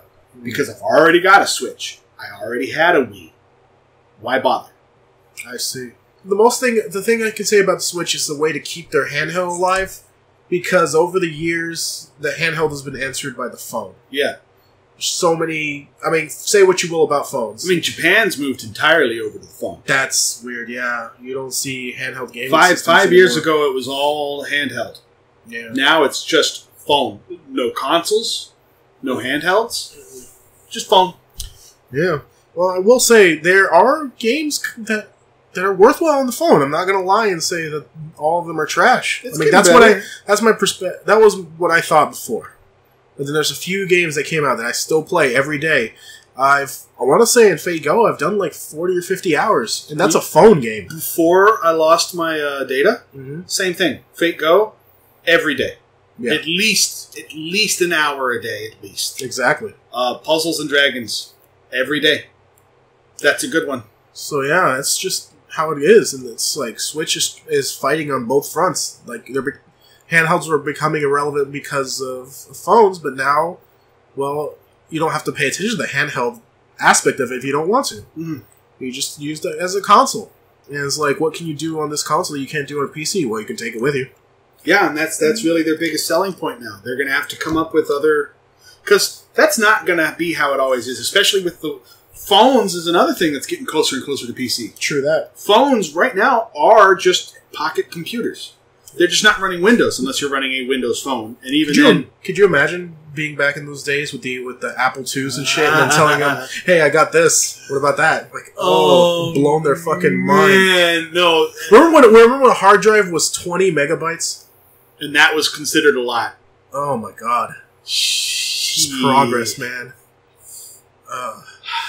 Okay, so now I want to take some time. We've played a lot of games in this year. Yeah. Now, what would you say, for you, and for me, were the most standout games of this year? What is your game of the year? We're just jumping right into it. Nier. Oh, easy. We've got the same choice. Nier. Oh my god, Nier. I know. Okay, so putting aside, and we know who won game of the year. But I want to talk about Nier a bit, is because it's so amazing, because I followed it a bit, because I've played some of the older games in the series, not even knowing that it was connected to the first Nier on PS3, and I introduced you through some YouTube videos, and you got hooked on it. I got it. Well, and that's the point I'm getting to. We know who won Game of the Year. Zelda won Game of the Year. And it was a good game. It was a great game. I still stand by it. I stood in line for 8 hours just for that game. Yes. I didn't care about the Switch itself. I wanted Zelda, and I didn't want to get the Wii U version of it. So, but did it make you cry like Nier did? It did not. And that's what it comes down to. Nier was perfection. Zelda, I would not say is a 10. And it's up there. It's a 9, 9.5. It's up there. Nier, if I could give it an 11, it's perfect. You should see his face. He has got some passion in his eyes. Nier is the... Again, Automata, not original. Nier Automata, PS4, yes. Obviously. This year because Nier is just called Nier. But it's still pulling your heartstrings. But Automata, right, henceforth for this conversation, Nier, was perfect. And that's the thing, too, because I'm like, it gave you some resistance, and some of it was self-imposed because of the first level. Yeah. And you were still like... Endless cycle of life and death. And the first time you went through it, you were like, I don't know, it's not hitting me. But then once you got to the end, you were telling me, I'm like, oh, he got it. It got to him. It got me. And it was a retrospect thing. It's not that the ending got me. It's that I got to the end, the true ending E. You gotta play the whole game. You gotta play it like 5 times. And trust me, it sounds dumb, but you want to play how through it Yoko multiple Taro times. games You want are. to get all those. Yoko Taro is amazing. I love that guy. Yeah, and Platinum is a perfect He fit wants for to make him. a porno out of me, or he don't give a fuck. He thinks porno is a way of getting his storytelling across. Like, sure, fuck it, whatever, man. You think? Well, no. Did you hear what he said? What he said? People were drawing lewds of 2B, and he asked for them. And somebody said, how do you feel about all these lewds of 2B? And he said, what? There's lewds of 2B? Send them to me. I want to see them. Please. And he started begging, please send them. And so what ended up happening was people sent him lewds of 2B. Oh my god. No, they took him up on it, and his response, he was thankful. He was like, he openly said, thank you, this is the best thing ever. And I'm like, wow, what a guy, right? Like, you don't see that anymore. No, you don't. Or ever. You know, his you just... response to her design is like, I just like pretty girls. Like, I just like that's pretty honest. That's pretty honest. He's not. It's not like Kojima and Quiet in Metal that was bad. Where he's like, oh, there's a real reason, and it's going to make you feel dirty. I'm like, no, it just makes me feel weird because I'm watching her splash around in the rain. She needs it. She needs that, though. She needs... Okay. Why don't you just say what it is? Say what it is. You like her in skimpy clothing. Just say that. Come on, man. It's only... And, you know, sure. I like it better that he's upfront with it rather than just trying to dance around it. And it's not just that she's skimpy. There's something about 2B's design that's not just skimpy, it's a classy kind of skimpy. I don't know how else to put that. It's not like Quiet where it just looks rancidly sexy. You know, like buff, sweaty, gross, nasty smelling kind of, you know. Yeah. Quiet's kind of like a weird kind of sexy. 2B she can't smell very good. Yeah, she can't smell very good. She doesn't look like she does. And you know, whatever, right? Yeah. 2B, there's something clean and classy about her design. She's nice to look at. And she's nice. She's fun to play. Yeah. That gameplay was awesome. The gameplay, all the gameplays, plural. Yes. Because there's multiple styles. How did you feel about that 9S hacking? All of it. I loved it. The whole thing. Put off a little bit by the hacking. I won't say... So, I loved it. I thought it was great. It built up a bunch of expectations by being extremely repetitious. But it was still fun. As repetitious as it was never got boring for me. Yeah. And, you know, and people have mixed feelings about that. Some people say, yeah, it got boring. Some people say, no, it didn't. I'm of the camp that's, like, I didn't think there was anything bad about the game. Period. No matter what. You could say, what did you think about... I loved it. Yeah. And it set up expectations very late in the game. He had some really unique hacking set pieces. Like, he was going through the menu and stuff. And I was like, that blew my mind because I wasn't expecting it. Yeah. You know, and you set up those expectations so that you can subvert them later. And Taro did a great job at it. But going... That A2. That A2. That A2. And that's A2 is a prime example. If you watch the opening cinematic, like when you just let the game sit at the start screen, and you see, you know, 2B with all of her clothes torn up and stuff, and you don't find out until you've beaten the game a couple times that it's A2 and she just cut her hair. You know, and like I didn't even see it coming. I get to the end of the game, so through the whole game, I'm kind of underwhelmed as far as, like, the game is fun as hell. Yeah. But the emotional impact, I'm a little underwhelmed. No, that was my bad. I was kind of hyping it up a little too much. People were spoiling it for me here and there. People were, you know, yeah. And I'm not just saying you, necessarily, just everybody. Because this is a big game. Everybody was talking about it. Yeah. But I'm playing through it, and I'm just not feeling it. I'm digging the gameplay and I'm digging the aesthetic, like everything else. But like the music, it's perfect. Everything is perfect. But I wasn't feeling at the time during my first, you know, full playthrough through ending E. I wasn't feeling the emotion. because it felt just kind of standard. Yeah. It felt like, well, I've seen like a dozen anime that have this exact same plot twist, that the characters do this exact same kind of stuff. They feel the same way. But then I beat it, and I go back and I look back on it at the experience, and I was like, wow, that really hits hard when I think about it. And then that final thing at the end. The final thing That's the thing that made me cry. All of it made me cry afterwards. Yeah. So like, I went back and I listened to the soundtrack. Just, no game. I just pulled up YouTube, found the soundtrack, and I was like, okay, I'm listening to it. Tears. I'm not even going to shy away from it. I was like, wow, it's beautiful. I was like, this is... And I remember the scenes that the songs were set to, and I'm like, that hits hard. Just knowing the context in retrospect, and then going back and just listening to the songs and reliving that context in your mind, suddenly it hit me. All of it hit me all at once, and I was like, okay, my one problem with the game is gone. I don't have it anymore. This game's perfect from here on out. But that... I just gotta... Like I said, spoilers for everything, but that last scene where... when you're fighting in that little starship and they come to help you, and you realize that people have... what you do at the end is ask you if you want... I forgot what the question was, but if you wanted to help out or something... If you wanted to help other people. You have to sacrifice your entire save. And everything you've done up to this point. And Wesker even asks you over and over... Because it's the same voice actor who played Wesker. Who was the pod. Oh, nice. And he even asks you, are you sure? Like, he asks you like 8 times. Are you sure?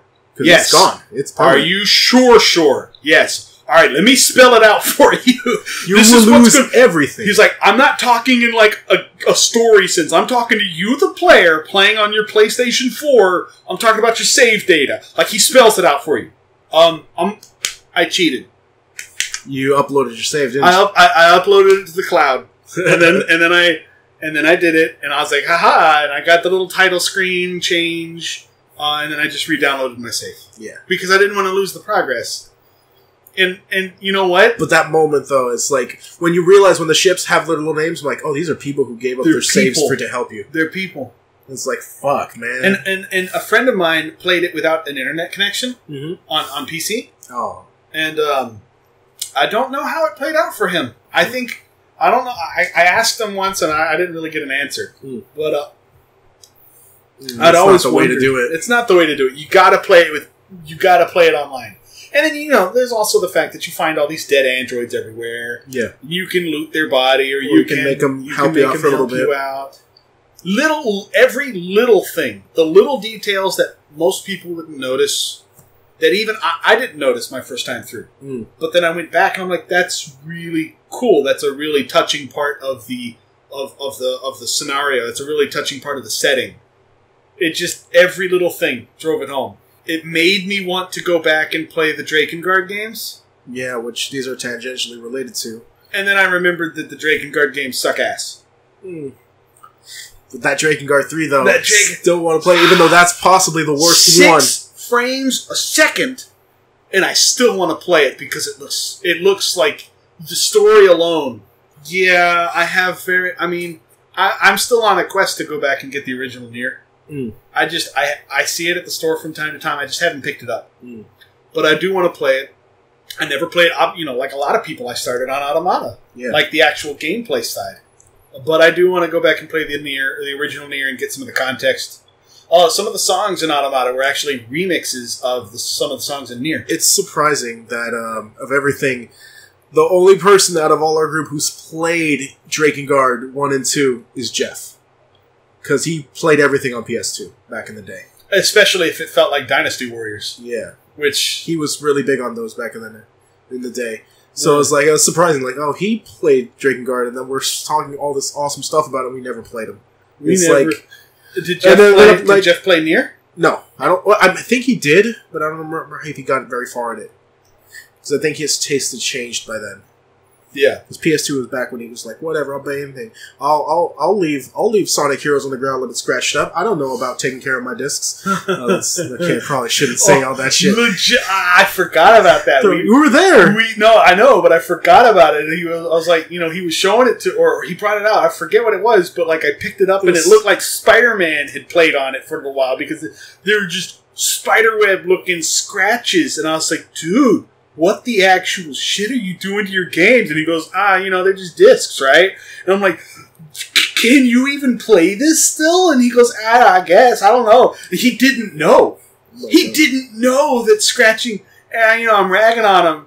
And it's all in love, but Jesus, Jeff, come on, man. He's doing way better than us right now. 12-year-old Jeff. Oh, man. Well, we've gushed enough about... That's my personal game of the year. There's still other games. That's true. That's something. What would be your runner-up? Because Persona. Persona? That's one up there. Persona. That was another story. It's the first Persona I got you to play all the way through. I started 3. You started 3. I really love 3. Mm-hmm. I just never finished it, and it's because things happen. A friend of mine. Long story short, a friend of mine had the idea, and he has the technical know-how. He could do it. He did do it. He wanted to build. He wanted to take a flat screen TV, a TV, and take the casing off of it and put like the PS2 hardware inside of it and make it a TV that could play PS2 games. And it worked. There were just problems here and there with the power. There when you're working directly with circuitry, there's a lot of things that can go wrong.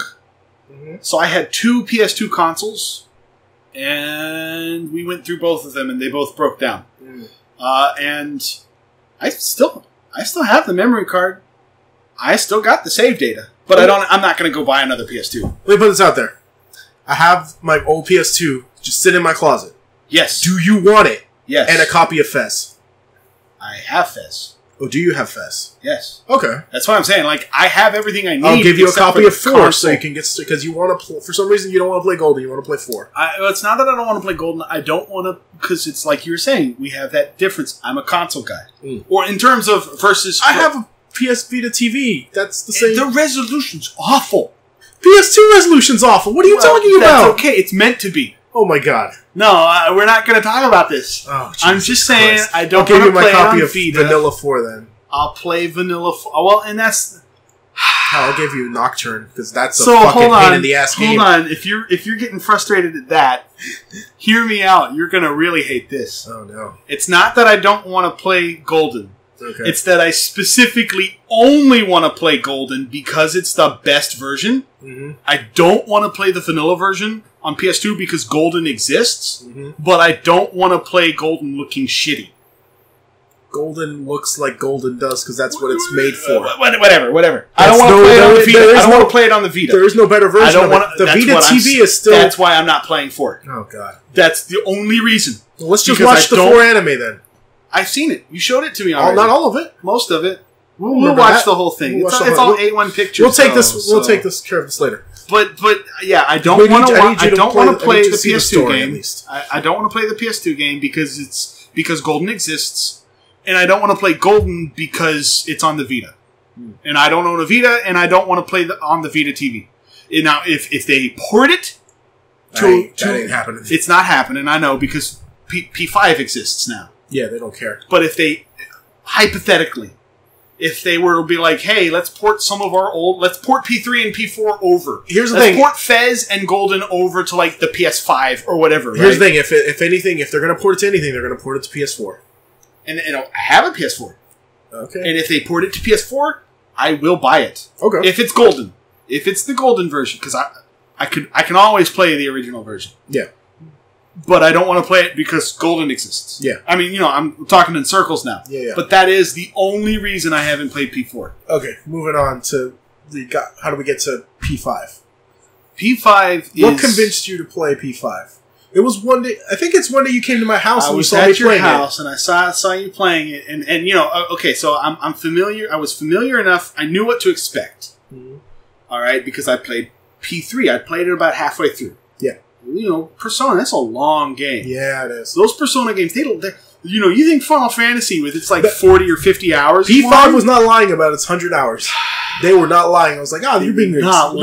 You're exaggerating. For the story, it's not even side stuff. Because if you mainline it, it's 100 hours. The crazy thing about P5, about Persona in general, there's no distinction between the story and the side stuff. True. It's all, you're doing both, period. At the same time. You can't avoid side stuff. Not if you really want to do well in the story. Yeah. Because its story is tied to your social links. That's true. So you have to do the side stuff. And that's part of the appeal of it. You're not just going through fighting dungeons. Half of the game is spent during the day. Anyway, that's neither here nor there. I was halfway through Persona 3, or about 30 or 40 hours through it. Okay? I've seen Persona 4. Like, I've seen people playing it. I've seen you playing it. They're P3 had the blue, P4 had the yellow. But other than that, they were very similar aesthetically. Yes. In how their designs were. So I was like, okay, P5 has the red, and other than that, it's going to look, the menus, everything, it's going to look, and it's going to be presented in the same way as P3 and P4. But they knocked it out of the park. That was what I came in expecting. And I was like, and if that's what it is, I'm going to get it because I love P3, and I assumed that I would love P4. Okay. I saw it, and my mind was blown. I was like, this is style on... This isn't just the next level. This is like several levels of style. Style on style on style. Style on style on style. And it look like it sacrificed anything for it. Dude, that combat menu alone. Everything. The only thing that could have made it better was Lotus Juice. Oh, yeah. That's unfortunate, but what can you do? No Lotus Juice. Not a deal breaker, obviously, but what if he never made a Persona 3 song? God, Jesus. Gotta bring that up. His words, not mine. That game was amazing. I like it. P5 was so good. And back in the day, when P3 was still new, and you were trying to convince me to play it, and I was just shrugging it off. I was this emo-looking, anime-looking bullshit, right? Yeah. And I didn't want any part of it because I was so tired of the emo nonsense. And I judged the main character because he looked like he had the hair. Yeah. He looked kind of emo-y, and the characters all looked very anime. And the idea of the visual novel-esque, like, daytime segments turned me off because I was a petulant dumbass. Okay? I'm having that same problem. And then when I finally did play it, I immediately fell in love. When I actually had the controller in my hand and decided on my own to play it, I thought to myself, I was living with my friend Dennis. Yeah. As his roommate for a while at his apartment. And I was bored one day, and I had a copy of P3. And I said, okay, it's just talking non-shit about it, right? Yeah. I'm gonna at least start it. I'm bored. I've got nothing else to play. Yeah. And then I never put it down. I immediately fell in love with it. From the moment I started it. Super stylish. I'm having that same problem trying to convince my friends. Oh, now let's move on to you. Moved on to me. I've got friends who are like, it just doesn't look like it's my thing. No, that's because you don't know. That's because you're a petulant dumbass. I was there. I know what that's like. Please trust me. Please just play it for like 10 minutes. 10 minutes with the controller in your hand. That's the thing. P5 starts off. It just goes running. Immediately. You start off on like the second to final heist. Yeah. And then everything else is a flashback. Everything else is and there's a lot of... I caught pancakes. I caught it. You caught it the first time? I caught it the first time. Nice. I didn't know what it would lead to. I didn't know what was up with Akechi, but I caught pancakes. You didn't catch it. Not the first time. Mike didn't catch it. I caught it. Nice. But Persona 5 was really, really... If you like Pokemon... not even... I'm not even convincing them demons, man. I'm not even going to say that it's the same... that it's Pokemon for grown-ups. I'm not going to say that. What I am going to say, if you like Pokemon at all, if you like the idea of collecting monsters and having them, it does it so well, Pokemon is obsolete in comparison. And on top of that, you can fuse them together. You can do crazy shit with them. And if you like solid RPGs, Final Fantasy is obsolete in comparison. You can go from Nekomata from Japanese mythology, Fuser, to the point it becomes Metatron from the Bible. Yeah. And it's like, wow, okay. Yeah. Yeah. You can get like a bunch of guys and eventually they can all become Satan. Yep. Yeah. It's insane. Straight up. And then after you can fuse Satan to become Lucifer, which I don't know how that works, but whatever. Whatever, it works. Satan's my number one persona right now. It's the one that I use currently because it's just it and Arahabaki because of that immunity. Rocking that Alice.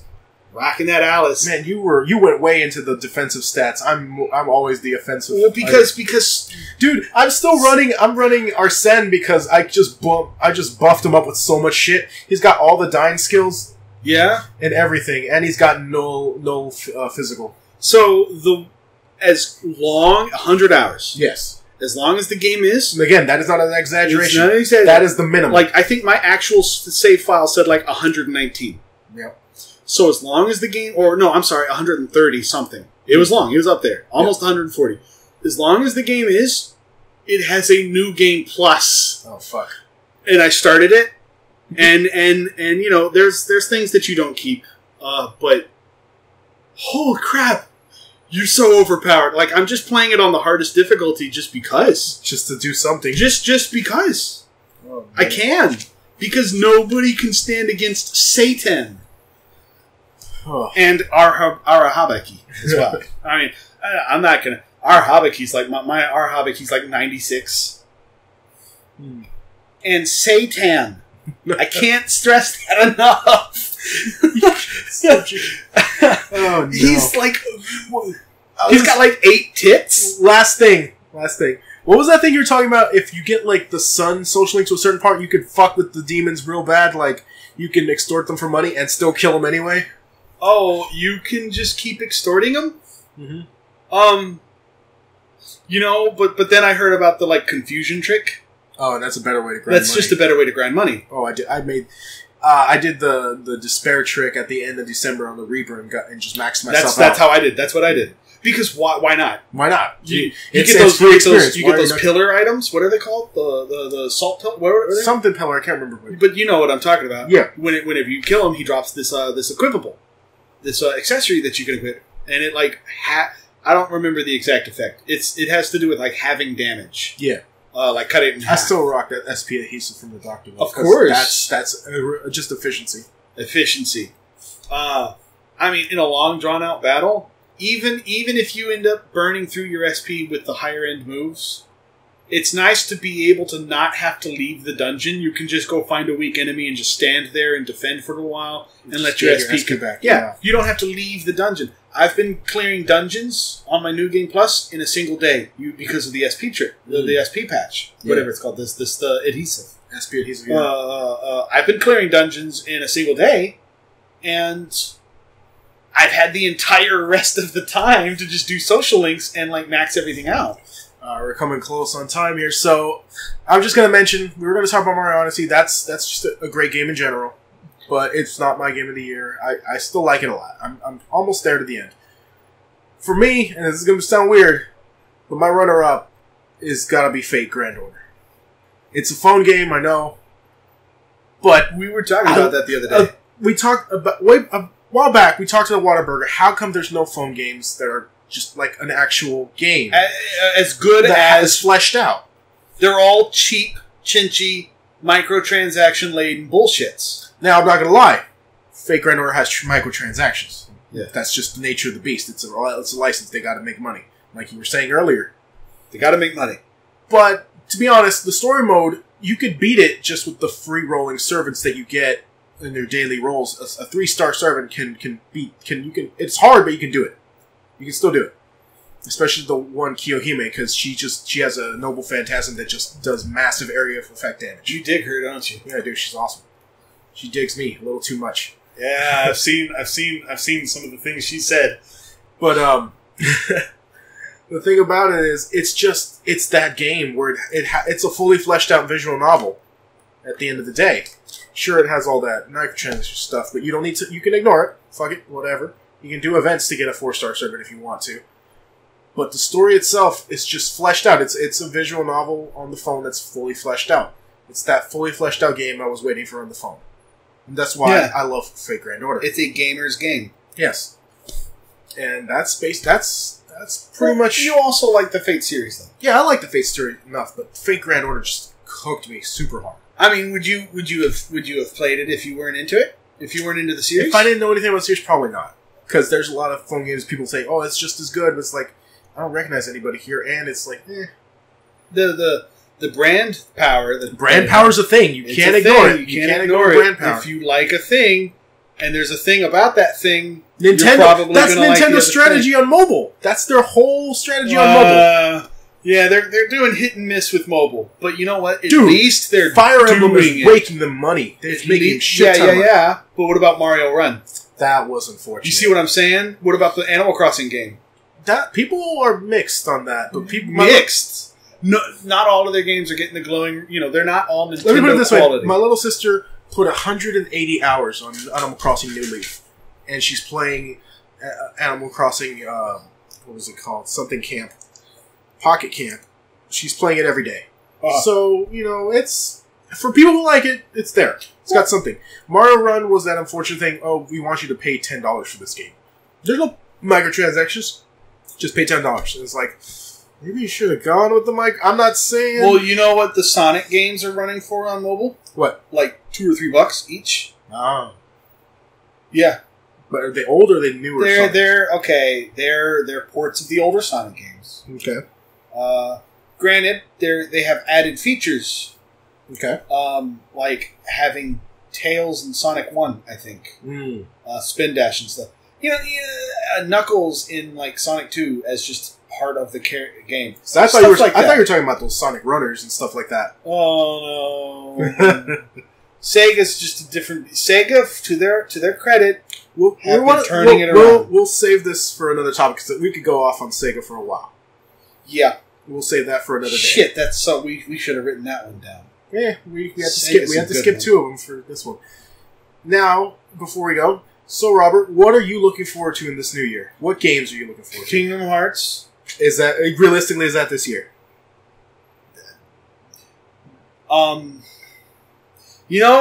They've never. I can't recall when they've pushed back a Kingdom Hearts game. But have they said 2018? Yes. Oh, they have. Yeah. Okay. Earlier, a few months ago, they said 2018.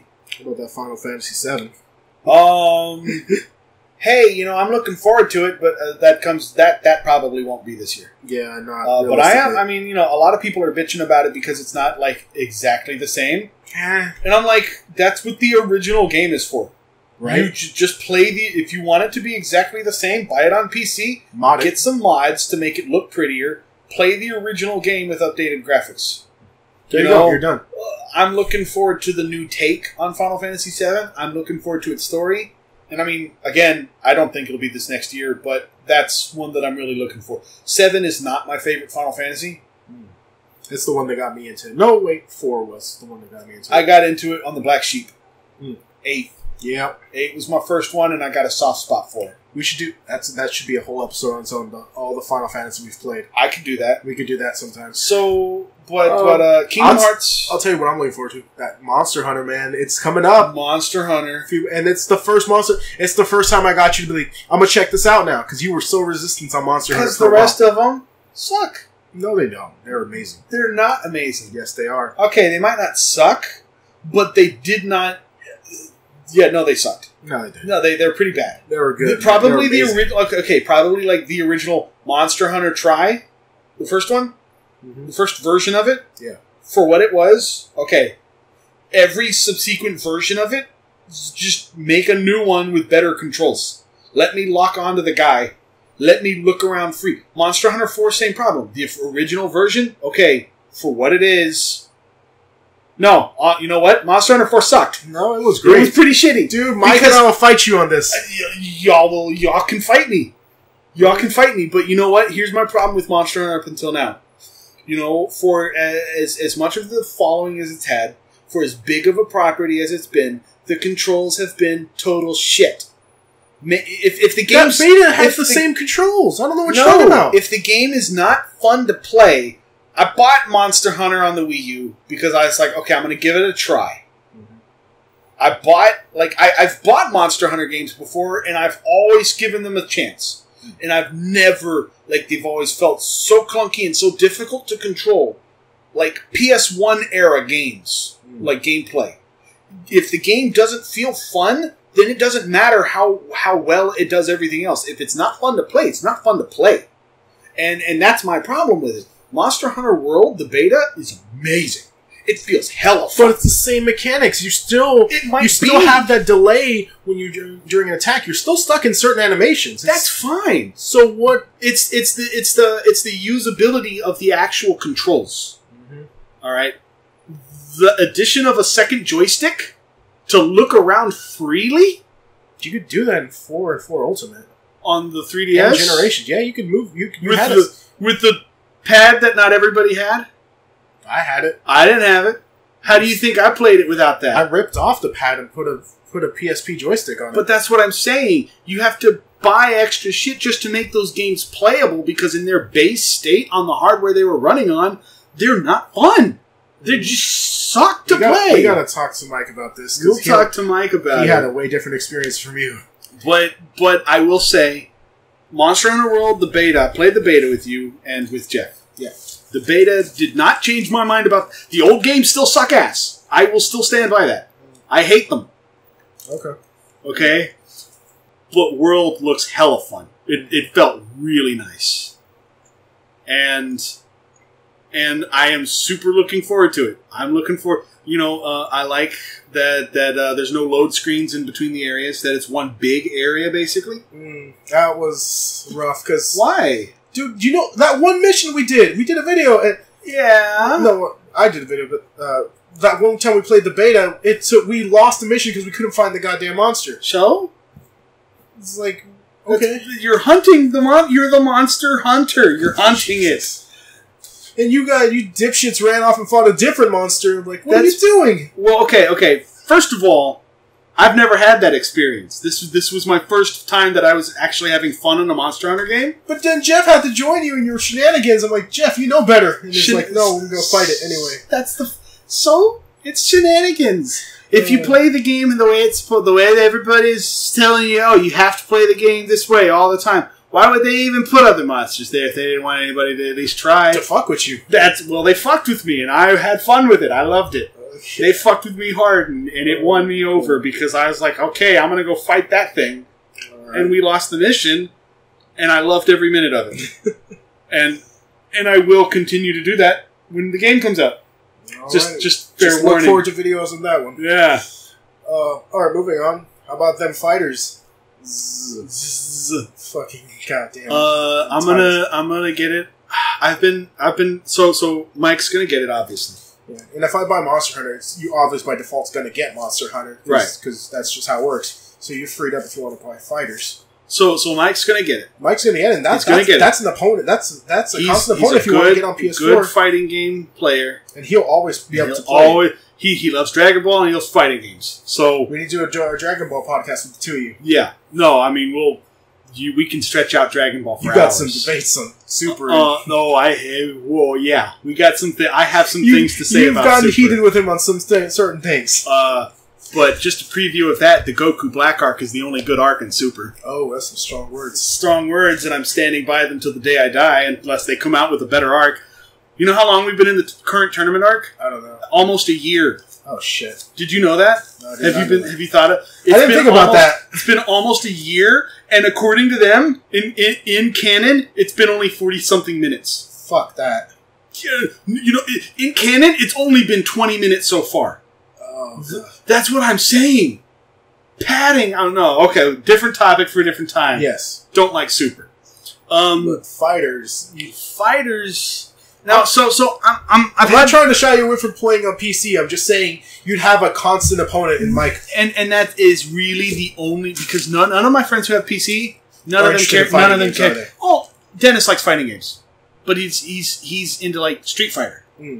Completely different kind of fighter from what Arc System Works does. Yes, this hyper fighting anime fighter. Yeah, completely different from Street Fighter. And I got another friend who likes fighting games, and he likes Dragon Ball, but he's on the fence because, again, he's a Street Fighter guy. Yeah. He likes Dragon Ball a lot, but he's basically, what he's told me is that he doesn't know for sure if he's going to get it. Yeah. Because he didn't get Xenoverse 2. Okay. So competition on the people that I know on the PC would be spotty at best. Whereas on the PS4, I would always have somebody to play with. The problem with that I don't like the PS4 controller for fighting games. Mm. And it's the joystick placement on the left joystick. Okay. I'm used to... I first started getting good at fighting games on Marvel vs. Capcom 2 on the Dreamcast. Mm. That joystick placement is key for me. Third Strike was on the Dreamcast. All those good fighting games from that era. How's Third Strike going to feel on the Switch? I'm not getting it for the Switch. I'm just saying, look at that Joy-Con placement. I don't think... that's why I haven't gotten the new Street Fighter 2 for Switch. Mm. Because I don't think it's going to be good for Switch. I don't think the control... I might be surprised. I've heard different things about Street Fighter 2 on Switch, but I don't really trust the Switch controller, at least the Joy-Con. Yeah, because it's not even a D-pad. Well, I don't use the D-pad anyway myself, but yeah. You don't use D-pad at all in those games? I was told always just avoid the joystick. No, I use the joystick. Oh shit! That's what I'm saying. That's why I don't like the PS4 controller. Are there PS4 arcade sticks? Yeah, but I'm not going to buy an arcade stick for a single game. I can't figure out an arcade stick to save my life anyway. Whereas I have an Xbox One controller for my PC. Mm. I do really well with it because I'm used to where that joystick is. I'm used to holding that controller for fighting games. Before it was Xbox, it was Dreamcast. Same exact layout. Mm. The only difference between the two is that Dreamcast didn't have bumpers and it didn't have the second joystick. But other than that, and it had the start button was in the middle of the controller. Okay. But other than that, it's the same exact layout. Mm. And that's what I'm used to. That's what I've always been used to. That's how I got good at fighting games. And I hate fighting games with the PS4 controller. The reason I bought the Xbox One controller was so that I could play games on my PC without the shitty PS4 controller. Yeah. So I for a while I've been torn. Do I want to get it on PC or PS4 for one reason? I'm gonna get on both. I'm just gonna buy both first. Okay. I'm gonna if Mike's like, hey, let's play, I'm like, yeah, alright, let me boot up my PS4. And then if I'm thinking, hey, I'd like to get some rounds in online or against in arcade mode or something, I'll play it on PC. Fair enough. Because I am a big Guilty Gear fan. Yeah. I love Guilty Gear. Favorite fighting game. I trust Arc System Works. Man, I haven't kept up. Remember back in the day when we were dead even on a double X Accent Core? Yeah. We were pretty dead even. That was the most fun I've ever had in that game. Well, just knowing that's man, I could actually win, but you never know how it goes. That Guilty Gear is the franchise that opened my eyes to what fighting games could be. Playing that game was like watching an anime, except for I was controlling it. Yeah, it's so fun. A lot of people are like, oh, these anime fighters, they're too flashy without substance. No, that's not true. They got plenty of substance, and it's like watching an anime, but you're making it happen. Whereas Street Fighter's all about functions, and that's all it is. Yeah. And that's fine for what it is if you really dig that. Sakura is coming back. Sakura's coming back. I might get into Street Fighter 5 for that. They changed her design, and I like her design in Part 4. Yeah. Looked kind of weird. It looked. I didn't like the way she looked in Part 4. Okay. I was tired of the sailor suit. What is she in college now? I think so. She's been wearing that middle school uniform for like a decade. Maybe that's just Ryu's fetish. I don't know. Well, maybe if it is, he doesn't. If it is, he's not saying it. He's not responding to it. She's chasing his ass all over the place. And he didn't give two fucks. Oh god. But I'm digging the redesign. But Street Fighter V is a different beast. I don't like the way it plays. Anything else you're looking forward to? It's honestly, I'm blanking right now. Here and there. Oh, Dissidia. Oh yeah, Dissidia's coming out. Dissidia's coming out this month. This month as well. God damn. Yeah, it's coming out. Filled with games. Well, Fighters and Dissidia. Yeah. One of them, I forget which one's which. One of them's coming out on the 28th. The other one's coming out on the 30th. 2 days apart. 26th is Monster Hunter. Shit. Oh, thinking about Monster Hunter, which is my this other person I talked to, she was not going to get it on PS4 because she wanted to play it on PC. And I was like, okay, fair enough. I guess this is where we part ways Monster Hunter wise. Whatever, that's fine. And that changed her mind. No. Here's the thing. Really? Well, I get it. It's like, whatever. It's fine. You can, if you want to play on PC, you play PC. Whatever. That's fine.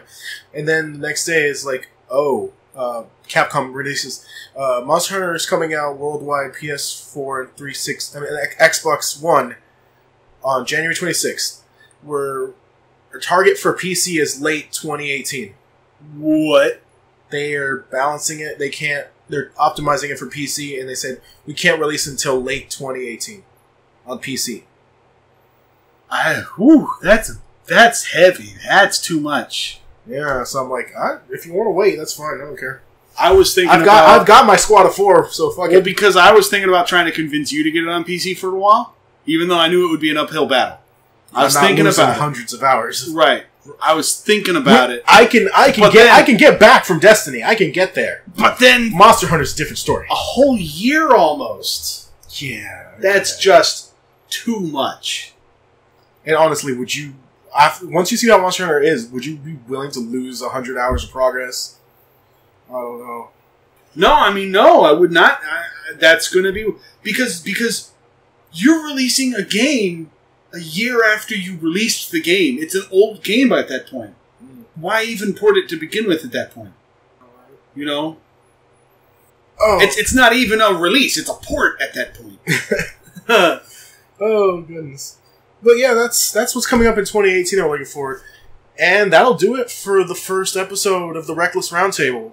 This went a lot longer than I thought it would. We were worried we wouldn't have enough topics. I had to cut 2 topics. We had to cut a couple topics because we had a lot to say about the ones that we had.